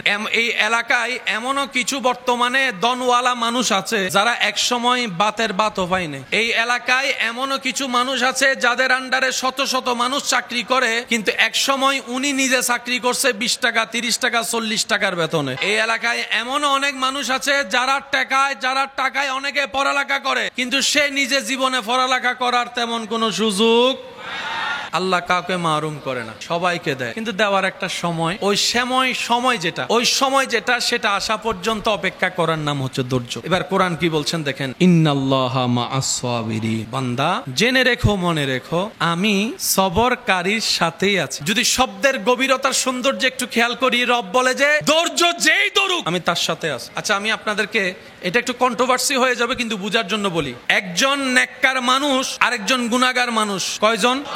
আল্লাহর প্রিয় কে, গুনাহগার না নেককার? কিন্তু কখনো যদি ওই নেককার মানুষ গুনাহগারের উপর জুলুম করে, তখন আল্লাহ কার সাথে, নেককারের সাথে নাকি গুনাহগারের সাথে? যদি নেককার কখনো গুনাহগারের উপর জুলুম করে, রব বলে যে আমি আজকে নেককারের সাথে নাই, আমি গুনাহগারের সাথে। কারণ মজলুম যেখানে, আমি রবের রহমতও সেখানে। বলেন না সুবহান। আচ্ছা, সত্যি করে একটা কথা বলেন, এখানে যদি আল্লাহ পাক যদি কাউকে বলে তোর সারা জীবনের সমস্ত সম্পত্তি আমার নামে দান করে দে, আমি জান্নাতে একটা ঘর তুলে দিব, দান করবে কি করবে না? সবাই বলবে যে এখন লেখা নেন, এখন সিস্টেম আছে না? ঠিক একই সিস্টেমটা আল্লাহ এখানে করে। এখানে অনেকের বাচ্চা মারা গেছে, আছে না? হাসরে যাওয়ার পরে বাবাও আটকাই গেল গুনার কারণে, মাও আটকাই গেল গুনার কারণে, জান্নাত পাওয়ার কোনো সুযোগ। এবার তাদেরকে ফেরেশতারা জাহান্নামে নিয়ে যাচ্ছে, হঠাৎ করে একজন ফেরেশতা এসে বলে দাঁড়াও, তাদেরকে দাঁড় করাও, তাদের হিসাব পাল্টাই গিয়েছে, তাদের রায় চেঞ্জ হয়েছে। বলে যে কেমন চেঞ্জ? বলে যে তাদেরকে জাহান্নামে নয়, জান্নাতের রাস্তাটা একটু দেখাই দাও, জান্নাতের রাস্তা দেখাই দাও। এবার গুনাহগার বাবা গুনাহগার মা দুইজনে ভাবতে থাকে, কিরে জান্নাত পাওয়া তো দূরের কথা, জান্নাতের গ্রান পাওয়ার অত যোগ্যতা আমাদের কাছে নাই, গুনাহ করছি, আবার জান্নাত পেলাম কিভাবে? আল্লাহর তো কোনো হিকমত তো নিশ্চয় আছে। এবার জান্নাতের দরজায় দাঁড়ায় দেখে ছোট্ট একটা বাচ্চা দাঁড়ায় আছে। এবার সে জিজ্ঞেস করে, বলে যে তুমি কে? বলে যে বাবা আমারে চিনো নাই, আমাকে চিনো নাই। বাবা মা বলে যে না আমি তো তোমাকে চিনছি না, তুমি কে? বলে যে আমি তোমার সেই সন্তান যে কোলে থাকা অবস্থায় আল্লাহ দুনিয়ার থেকে নিয়ে এসেছিল, তোমাদেরকে কিছুটা কষ্ট দিয়েছিল, আজকে তোমাদেরকে জান্নাতে দেওয়ার জন্য আমাকে মাসুম অবস্থায় আল্লাহ দুনিয়ার থেকে নিয়ে আসছেন। সেজন্য যাদের বাচ্চা মারা গিয়েছে আফসোস করেন না, যার মাল উনি নিছে, আর উনি বুঝে শুনেই নিছে। সম্পত্তি দিছে কে? আবার নিয়ে যাচ্ছে কে? মালিকের যা মন চায় তা করবে, আপনি আমি বলার কে? যারা বলে তারা বান্দা নয়, আর যারা মওলার খুশির উপর খুশি থাকে তারাই হচ্ছে খাস বান্দা, যার বাস্তব প্রমাণ কারবালার ময়দানে ইমাম আলী মাকাম ইমাম হোসেন দিয়ে গিয়েছেন। সুবহান। ইমাম হোসেন বলে রব পানি তৃষ্ণা লাগছে, রব বলে যে হোসেন তুমি পানি না খেলে আমি খুশি হব, রব বলে যে হোসেন তুমি পানি না খেলে আমি খুশি হব। ইমাম হোসেন বলে আল্লাহ তুমি যদি খুশি হও, আমি হোসেন আজকে না আজীবনই পানি খাওয়া তো দূরের কথা, আমি স্পর্শ পর্যন্ত করব না। কারণ মওলা বান্দার কাজই হচ্ছে রবকে খুশি করা, রবকে খুশি করা, রবকে খুশি করা। আল্লাহ তাআলা কত চমৎকার ভাবে মানুষ সৃষ্টি করেছে, রব্বুল আলামিনের বড় দয়া। মনে রাখবেন, পৃথিবীর মানুষের কাছে সবচাইতে দামি জায়গার নাম হচ্ছে মাথা, আর মুসলমানদের কাছে সবচাইতে দামি জায়গার নাম হচ্ছে সিনা। মুসলমানদের কাছে আর মানুষের কাছে পার্থক্যটা, সব মানুষের কাছে দামি জায়গার নাম। সেজন্য আমার যুবক ভাইরা অনেকবার শুনেছে বড় বড় বিজ্ঞানীরা মারা যাওয়ার পরে তাদের ব্রেন নিয়ে গবেষণা করা হয়েছে। মানুষের কাছে দামি জায়গার নাম মাথা, মুসলমানদের কাছে সবচাইতে দামি জায়গার নাম। পৃথিবীর সাধারণ মানুষ যা স্ট্রোক করে সব এইখানে করে, আর হাসরের ময়দানে ইজ্জত পানেওয়ালা জান্নাত যাদেরকে খুঁজে রবের প্রিয় বান্দা যারা হয়, তাদের সবচাইতে দামি জায়গা হচ্ছে সিনা। ওই সিনায় তারা সমস্ত নিয়ামতকে স্ট্রোক করে। সেজন্য মনে রাখবেন, নামাজ যতক্ষণ আমরা পড়ি, নামাজ পড়ে যে বেতনটা আমরা পাই সওয়াব, সেটা আমরা জমাই কোথায়? রোজা, হজ, যাকাত, জিকির। আমাদের ব্যর্থতা এই জায়গায়, আমরা যা জমানোর সবচাইতে বেশি জমাইছি কাঁধে, কিন্তু আমাদের লকার ছিল সিনাই। নামাজি কখনো বাটপার হতে পারে, নামাজি কখনো সুদকুর হতে পারে, নামাজি কখনো অন্যের জায়গা দখল করতে পারে, নামাজি কখন জুতা চুরি করতে পারে, নামাজি কখনো মসজিদের ভিতর বেয়াদবি করতে পারে, নামাজি কখনো মানুষের নামে বদনাম দিয়ে বনি দিয়ে বিয়ে ভাঙতে পারে। আরো জোরে বলেন না, পারে? নামাজি কখনো মানুষের কষ্টের কারণ হতে পারে। কিন্তু আপনি আপনার এলাকায় দেখেন, আমি আমার এলাকায় দেখি, যে যার এলাকায় দেখি, অনেক এমন কাজ আছে নামাজও পড়ে 1 সপ্তাহের জন্য টাকা নিয়ে 10 বছরও টাকা দেয়। নামাজও পড়ে সূরা আবার জালও করে, নামাজও পড়ে আবার সুদও খায়, নামাজও পড়ে আবার মা বাবার সাথে বেয়াদবিও করে, নামাজও পড়ে আবার ভাইয়ের সম্পত্তিও দখল করে, নামাজও পড়ে মানুষের রাস্তাও দখল করে, নামাজও পড়ে মানুষের পানি বন্ধ করে দেয়, নামাজও পড়ে হজও করে আসছে, নামের আগের আলহাজও আছে, আবার বাটফারির মধ্যে 1 নম্বরও আছে। এবার আমি আপনাকে প্রশ্ন করি, নামাজিতে এগুলা হতে পারে না, আর এগুলা যারা করে তারা কখনো নামাজি হতে পারে না। আরে ব্যাপারটা কোথায়? ব্যাপারটা কোথায়? তখন উত্তর আসবে, যারা নামাজি আপনারা চিনেন তারা নামাজি আলাদা, হৃদয়ে সিনায় নামাজ নেওয়ালা আলাদা। এবার আসেন, নামাজি আছে না নাই? জায়গা দখলও করে যে আছে না নাই? তাহলে সে কখনো নামাজি হতে পারে? সে কি নামাজ পড়ে নাই? পড়েছে। এই নামাজ পড়ে নিয়ামতটা কোথায় রেখেছে? কিন্তু রাখা দরকার ছিল এই জায়গায়, আমরা ভুল করছি। আমাদের করা দরকার ছিল এখান হয়ে, একটু বলেন লা ইলাহা ইল্লাল্লাহ। এবার বলেন, গুনাহ হইছে না সওয়াব? এই সওয়াব জমে কোথায়? আমার আপনার সবার ডান কাঁধে যে ফেরেশতা আছে, ওনার কাজ হচ্ছে কি লেখা? সওয়াব লেখা। লা ইলাহা ইল্লাল্লাহ পড়েছি, সেটার সওয়াব ডান কাঁধের ফেরেশতা লিখেছে। এবার বলেন, লা ইলাহা ইল্লাল্লাহর ভিতর একটা নূর আছে না নাই? কোরআনের ভিতর নূর আছে না নাই? কুর মধ্যে নূর আছে না নাই? সিজদার তসবির মধ্যে নূর আছে না নাই? ওযুর মধ্যে নূর আছে না নাই? সূরা ফাতিহার মধ্যে নূর আছে না নাই? কোরআনের শুরু থেকে শেষ মধ্যে নূর আছে না নাই? কাবা শরীফ দেখার মধ্যে নূর আছে না নাই? লাব্বাইক আল্লাহুম্মা লাব্বাইক বলার মধ্যে নূর আছে না নাই? রোজার ভিতরে নূর আছে না নাই? তো সওয়াব তো কাঁধে জমাইলাম, নূরটা জমাইতে। এই জায়গায় সাধারণ মানুষ আর আল্লাহর ওলিদের পার্থক্য, সাধারণ বান্দা আর আল্লাহর ওলি আল্লাহ বান্দার পার্থক্য এখানে। সাধারণ মানুষে যা জমায় সব, আল্লাহ ওয়ালারা যা জমায় কাঁধ হয়ে। পৃথিবীর সবচাইতে দামি কিতাবের নাম কি? এই কোরআন। পৃথিবীর সমস্ত বই আমরা কোথায় রাখি? বাংলা, অঙ্ক, ইংরেজি, বিজ্ঞান কোথায় রাখি? ব্রেনে। আল্লাহ তাআলা কোরআনকে নাজিল করেছেন নবীর ব্রেনে না অন্তরে? আল্লাহ শ্রেষ্ঠ কিতাব কোরআন নাজিল করার সময় নবীর নূরানি দেহ মুবারকের আফাত ও মুস্তকের ভিতরে অন্তরকে বাছাই করেছেন, অন্তরকে বাছাই করেছেন। সুবহানাল্লাহ বলেন না? সেজন্য আপনার এলাকায় মনে রাখবেন, এটা যত কোরআনে হাফেজ আছে, যাদের অন্তরে কোরআন, আপনারাই বলেন অন্তরে কোরআন, অন্তরে কোরআন। তার মানে অঙ্ক, ইংরেজি, বাংলা, বিজ্ঞান ব্রেনে সেভ হয়, হাফেজদের কোরআন সেভ হয় তাদের অন্তরে, তাদের কলবে। সুবহানাল্লাহ।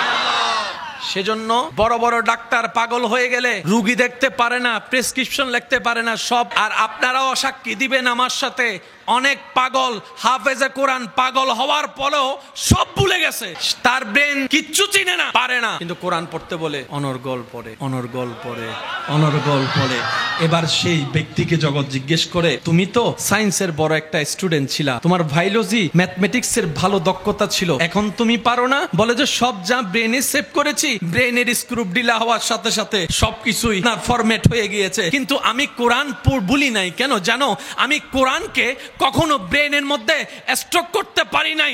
রব বলে যে পৃথিবীর সব জ্ঞান ব্রেনের মেমোরি কার্ডে থাকবে, আমি আল্লাহর কোরআন ক্যাপচার মতো করার মতো ক্ষমতা ব্রেনের নাই, সেটা একমাত্র কলবের মধ্যে আমি আল্লাহ দান করে দিয়েছে। সুবহানাল্লাহ। কোরআন কি ঝগড়া লাগাতে আসছে নাকি ঝগড়া মিটাতে আসছে? কোরআন কি অশান্তি করতে আসছে নাকি শান্তি করতে আসছে? তো কাদের কারণে কোরআন দ্বারা শান্তি প্রতিষ্ঠা হবে? মনে রাখবেন, যাদের কোরআনটা হৃদয়ে থাকবে, হৃদয়ের চোখ দিয়ে যারা কোরআন পড়বে। কোরআনের সাথে কানেকশন কি ব্রেনের না হৃদয়ের? কোরআনের সাথে কানেকশন কি ব্রেনের না হৃদয়ের? ব্রেন দিয়ে কোরআন বোঝা যাবে। আপনি আমি কোরআন যতবার খুলি না, তার চাইতে অনেক বিজ্ঞানী বিধর্মীরা এর চাইতে বেশি কোরআন খোলে, কিন্তু তাদের এখনো ভিতরে নূর আসে, কারণ কোরআন ব্রেন দিয়ে বোঝা যাবে। সেজন্য আল্লাহ তাআলা আমাদেরকে পরামর্শ দিয়েছেন, ওয়াকুনু মা'আস সাদিকিন, নামাজি নামাজ পড়ে আমার বন্ধুর সাথী হয়ে যাও, রোজাদার রোজা রেখে আমার বন্ধু প্রিয় মানুষ তালাশ করে তাদের সাথী হয়ে যাও। রব তোমার প্রিয় বান্দা কারা? তোমার প্রিয় বান্দা কারা? রব বলে যে যাদের সিনা আলোকিত হবে তারাই আমি রবের প্রিয় বান্দা। এবার সত্যি করে একটা কথা বলেন, আমাদের চেহারা মোটামুটি ফরত আছে, কাফরও গরিও, কিন্তু হৃদয় আলো না আঁধার? আল্লাহ তাআলা আমাদেরকে ইসলাম বুঝার তৌফিক দান করুক। মানুষের দামি জায়গার নাম, মুসলমানদের দামি জায়গার নাম। সারা দুনিয়ার মানুষ আলোকিত করবে মাথাকে, মুসলমানদের আলোকিত করা দরকার সিনা। মাথা আলোকিত হলে সিনা আলোকিত হয় না, কিন্তু সিনা যদি একবার আলোকিত হয়ে যায়, ইন্না ফিল জাসাদে মুদগাতু, রাসূল পাক সাল্লাল্লাহু আলাইহি ওয়াসাল্লামের হাদিসে পাককে যদি একটু প্রেমের চোখ দিয়ে দেখে গবেষণা করে দেখেন, তাহলে দেখবেন এই জায়গাটা সবচেয়ে দামি জায়গা। যেখানে কোরআন থাকে, যেখানে সাহেবে কোরআন রাহমাতুল লিল আলামিন থাকে, যেখানে কোরআনের বাণী দাতা কালামুল্লাহ রব থাকে, এই জায়গা হচ্ছে, এটার নাম কি? আপ টু বটম, শুরু থেকে শেষ প্রত্যেকটা হরফ রব্বুল আলামিনের কালাম। এই কোরআনের প্রত্যেকটি হরফ রবের কালাম। আমরা জানি অনেক কিছু, বুঝতে পারি না বলে উপলব্ধি হয় না। ভালোবাসার মানুষের দেওয়া মেসেজ চিঠির যত আন্তরিকতা, আকর্ষণ, ভালোবাসা থাকে লেখাটা পড়ার জন্য, পড়া চিঠি যদি থেকে যায় 10 বছর পরে সেটা নিয়ে বুকে লাগায়, যেই টান, যেই আগ্রহ ভালোবাসার মানুষের লিখিত চিঠির মধ্যে থাকে, কারণ সেটা বুঝতে পেরেছে সেটা আমার ভালোবাসা, ভালো লাগার। ওই রকম টান কোরআনের প্রতি লাগে না কেন? ওই রকম টান কোরআন দেখলে লাগে না কেন? ওই রকম অনুভূতি কোরআনের আয়াত দেখলে অন্তর কম্পন হয় না কেন? আমরা কোরআনকে রবের কালাম নামে চিনেছি, দুর্ভাগ্য আমাদের রবের কালামের গুরুত্ব আমরা বুঝতে পারি না। এই কথা বলেন ঠিক কিনা? সেজন্য অনেকের ঘরে গিয়ে দেখবেন কোরআনের উপর দুল পড়ে আছে। অনেকের ঘরে এমনও আছে কোরআনটা মাসের পর মাস পড়ে আছে, কেউ পড়া তো দূরের কথা, স্পর্শ পর্যন্ত করার সময় হয় না। অথচ এই কোরআনের রব্বুল আলামিন এমন ভাবে সজ্জিত করে দিয়েছেন, তিবিয়ানুন লিকুল্লি শাই। এই কোরআনকে আল্লাহ তাআলা এমন ভাবে সাজিয়ে দিয়েছেন, যালিকাল কিতাব লা রাইবা ফি। এই কোরআনকে আল্লাহ তাআলা এমন ভাবে সাজিয়ে দিয়েছেন, আর রহমান আল্লামাল কোরআন, ইয়াসিন ইয়াসিন ইয়াসিন। রব বলে কোরআনকে যদি ধরে রাখতে পারো, নবীর প্রেমকে সাথে নিয়ে আমি আল্লাহ কোরআনকে সাজিয়ে দিয়েছি এমন সুসজ্জিত ভাবে, পৃথিবীর সবাই সব প্রশ্নের মধ্যে গিয়ে আটকাই গেল, কোরআন যারা বহন করবে তারা কখনো আটকাই থাকবে না। চিৎকার দিয়ে বলেন সুবহানাল্লাহ। এই কোরআনকে ধরার মতো আমরা ধরতে জানি, ধরেছি প্রত্যেকবারই হাত দিয়ে, দিল দিয়ে, কোরআনকে হাত দিয়ে 1000 বার ধরেছি। ব্যর্থতা আমাদের ওই জায়গায়, যে জায়গায় মুসলমানের রব হচ্ছেন এমন একজন যিনি খালিক, যিনি মালিক, যিনি রহমান, যিনি রহিম, যিনি সত্তার, যিনি গফফার, যিনি যুল জালালে ওয়াল ইকরাম, এমন একজন রব যে মুসলমানের রাহমাতুল লিল আলামিন, নবী জগতের নক্ষত্র। এমন একজন নবী পেয়েছি যিনি নবী জগতের উজ্জ্বল নক্ষত্র। এমন একজন নবী পেয়েছি যিনি নবী জগতের মধ্যে রাজ মুকুট।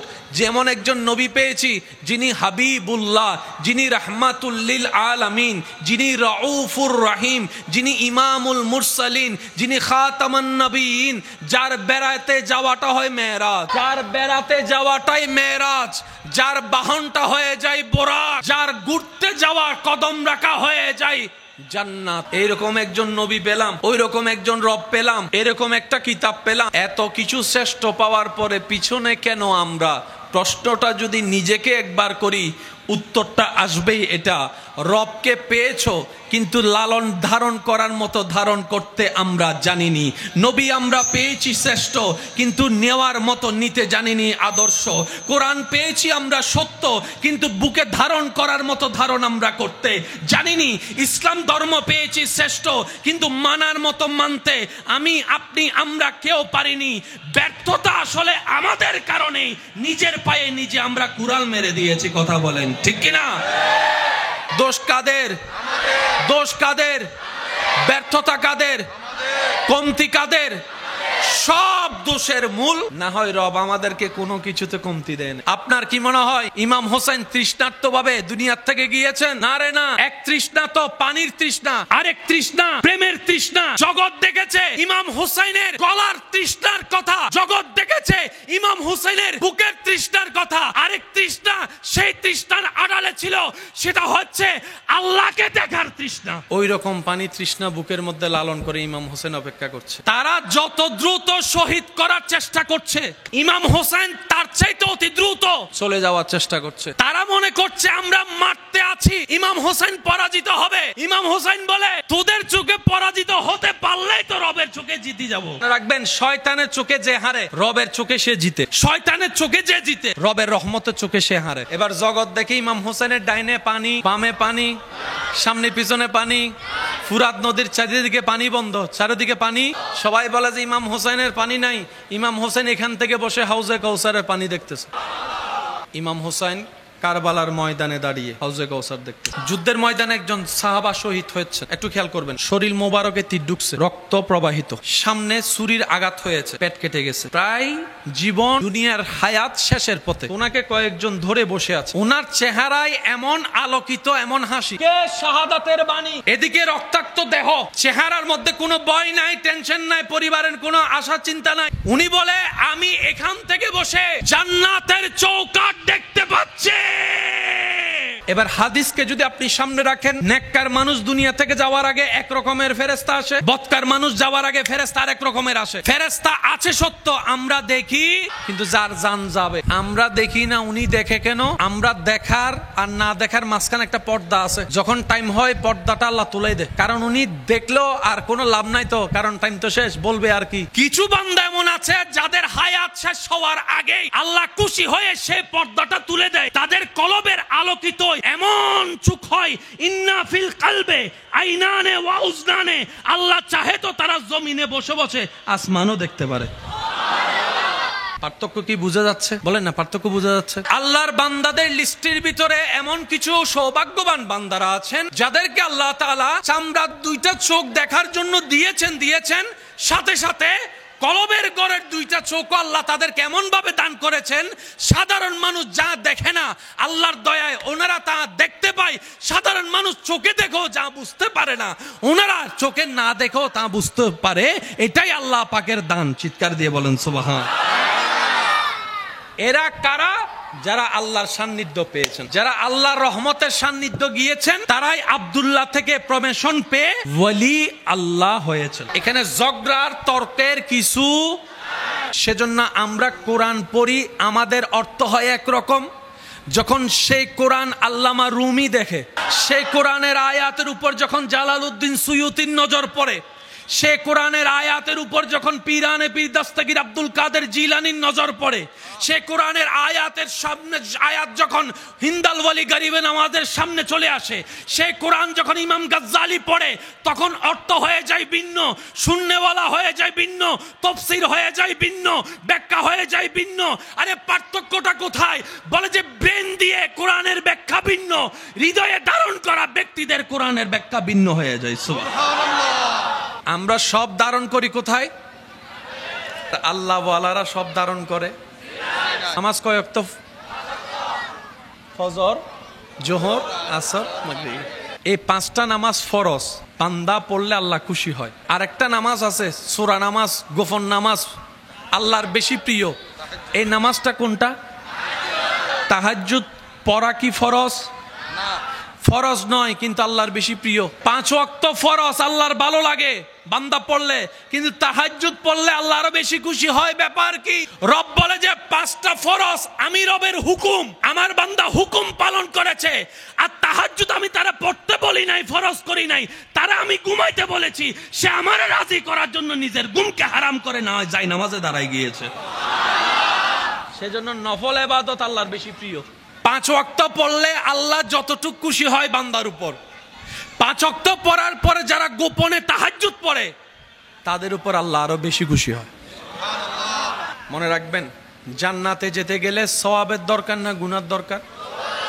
সওয়াব কাকে বলে, গুনাহ কাকে বলে? এক কথায় মনে রাখবেন, বান্দার যেই কাজে রব খুশি এটার নাম সওয়াব, বান্দার যেই কাজে শয়তান খুশি এটার নাম গুনাহ। বান্দার যেই কাজে আল্লাহ খুশি, বান্দার যেই কাজে শয়তান খুশি এটার নাম গুনার পাল্লা বাড়ি হলে জাহান্নাম, সওয়াবের পাল্লা বাড়ি হলে জান্নাত। সওয়াব কাকে বলে? রবকে খুশি করার নামে সওয়াব। তার মানে জান্নাতে যেতে গেলে একটাই কাজ করতে হবে, সেটা হচ্ছে রবকে খুশি করা। সুবহানাল্লাহ। রবকে কি করা? খুশি করা। বান্দা নামাজ পড়লে রব কি হয়? বান্দা যখন রমজানে রোজা রাখে রব কি হয়? হজ যাকাত করলে রব কি হয়? নফল রোজা রাখলে রব কি হয়? বান্দা যখন জানের চাইতে বেশি আল্লাহর হাবিব নবীকে ভালোবাসে রব কি হয়? বান্দা যখন সাহাবাকে সাহাবার মর্যাদা দেয়, আহলে বায়াতকে হৃদয়ে ধারণ করে সেই ভালোবাসা দেয়, তখন রব কি হয়? বান্দা যখন আল্লাহর নিয়ামত প্রাপ্ত বান্দাদেরকে সম্মান করে, তাজিম করে, মোহাব্বত করে, রব কি হয়? বান্দা যখন মা বাবাকে সম্মান করে, রব কি হয়? এর রব খুশি হলে হয় সওয়াব। আমরা এখন যে দুনিয়ায় আছি, যে জান্নাতের চাওয়া আপনার আমার চাওয়া স্বপ্ন, সে জান্নাত এবং দুনিয়ার মাঝে 2টা স্টেশন আসে। একটার নাম কবর, একটার নাম হাসর। একটার নাম কবর, একটার নাম, এই 2টার সামনে ফেস হওয়া ছাড়া কি কেউ জান্নাতে আমরা যেতে পারবো? কারো পক্ষে সম্ভব? আপনি শুনলে অবাক হবেন, চমৎকার বিষয়। এই 2টা স্টেশনের মধ্যে 2 রকমের পরীক্ষা নেওয়া হবে সবার। কবরের পরীক্ষা একরকম, হাসরের পরীক্ষা আরেক রকম। মনে রাখবেন, হাসরে যাওয়ার পরে আপনাকে আমাকে প্রশ্ন করা হবে, ওই প্রশ্নপত্র ধরন হবে আমল নিয়ে। কি নিয়ে? আমল নিয়ে। আর কবরের মধ্যে যে প্রশ্ন করা হবে সে প্রশ্নপত্র ধরন হবে ঈমান নিয়ে। এবার বলেন, আমল থাকে কোথায়? সিনাই না কাঁধে? ভালো আমল ডান কাঁধে, খারাপ আমল বাম কাঁধে। এবার বলেন, হাসরে হবে আমলের হিসাব, আমল থাকে কোথায়? কাঁধে। আর ঈমান থাকে কোথায়? এবার বুঝে রাখবেন, মনে রাখবেন, হাসরে যাওয়ার পরে আল্লাহ তাআলা জিজ্ঞেস করবে, তোমার কাঁধে কি আছে বের করো। কবরে যাওয়ার পরে জিজ্ঞেস করবে, তোমার অন্তরে কি আছে। কবরে জিজ্ঞেস করা হবে সিনায় কি আছে। হাসরে গেলে জিজ্ঞেস করা হবে কাঁধে কি আছে। ভালোবাসা কি কাঁধে থাকে না সিনায়? আদব কি কাঁধে থাকে না সিনায়? মহাব্বত কি কাঁধে থাকে না সিনায়? সেজন্য বলা হয়েছে, লা ঈমানা লিমান লা মুহাব্বাতা লাহু লা ইউমিনু আহাদুকুম হাত্তা আকুনা হাব্বা ইলাইহি মিন ওয়ালাদি ওয়া ওয়ালাদি ওয়ান নাস আজমাইন ইন কুনতুম তুহিব্বুনাল্লাহ ফাত্তাবিউনি ইউহিব্বুকুমুল্লাহ। সমস্ত কিছুকে অ্যানালাইসিস করে দেখবেন, নবীর ভালোবাসার প্রতি আল্লাহ যে তাগিদ দিয়েছে, আল্লাহ বলে আমার নবীকে সিনায় রাখবা। বলেন না সুবহানাল্লাহ। নবীর স্থান উম্মতের সিনায়, আল্লাহ পাকের স্থান বান্দাদের সিনাতে কবর পার, কাঁধের হিসাবে জান্নাত হলে, নেক আমল হলে হাসর পার হয়ে যাবে। বলেন না সুবহানাল্লাহ। কার কার মা নাই একটু হাত তুলেন। যার মা নাই, যার বাবা নাই একটু হাত তুলেন। বাবা নাই, আল্লাহ আপনাদের সবার মা বাবা কবরের বাসী হয়েছেন, আল্লাহ তাদেরকে জান্নাতের ফুল দ্বারা সজ্জিত করুক, আমিন। যাদের মাথার উপর এখনো মা বাবার ছায়া আছে, নিজের জীবনে পারতবশত কখনো মা বাবার সাথে বেয়াদবি, বড় গলায় কথা বলবো, মা বাবার চোখে পানি আসবে এমন কোনো কাজ করব, নিজের উপর হাজার কষ্ট হোক মা বাবার মুখে হাসি ফুটানোর চেষ্টা করব। চিৎকার দিয়ে সবাই বলেন ইনশা ইনশা ইনশা। আর যদি কখনো অসতর্কতাবশত ভুল হয়েও যায়, মা বাবাকে কষ্ট দিয়েও ফেলি, রাতের বেলায় মা বাবার যার সাথে বেয়াদবি হোক, ফাটা ধরে মাফ করে দেন আমারে, ভুল করছি, লজ্জা লাগবে? ফেস্টিস কোনো ফামসার হবে? মাথা কোনো নিচু হবে? এমনও হতে পারে আপনার এই মাপ চাওয়ার কারণে আল্লাহ তাআলা আপনার সামনে রিজিকে বরকতে বরকতে এনে দিবে। আল্লাহ চাইলে পারে, বলেন আল্লাহ চাইলে পারে। আর মাকে বলবেন, বাবাকে বলবেন, ওই তাহাজ্জুদ নামাজ পড়তে উঠলে মা বাবার থেকে দোয়া চাইবেন। স্বামী যারা আছেন, স্ত্রীকে বলবেন তাহাজ্জুদ নামাজে আমার জন্য দোয়া করতে। স্ত্রী স্বামীকে বলবে তাহাজ্জুদ নামাজে তুমি আমার জন্য দোয়া করবা। দেখবেন এই সংসারে ছাদ না থাকলেও রহমতে ভরপুর এবং ভালোবাসায় ভরপুর হয়ে যাবে। বলেন সুবহান।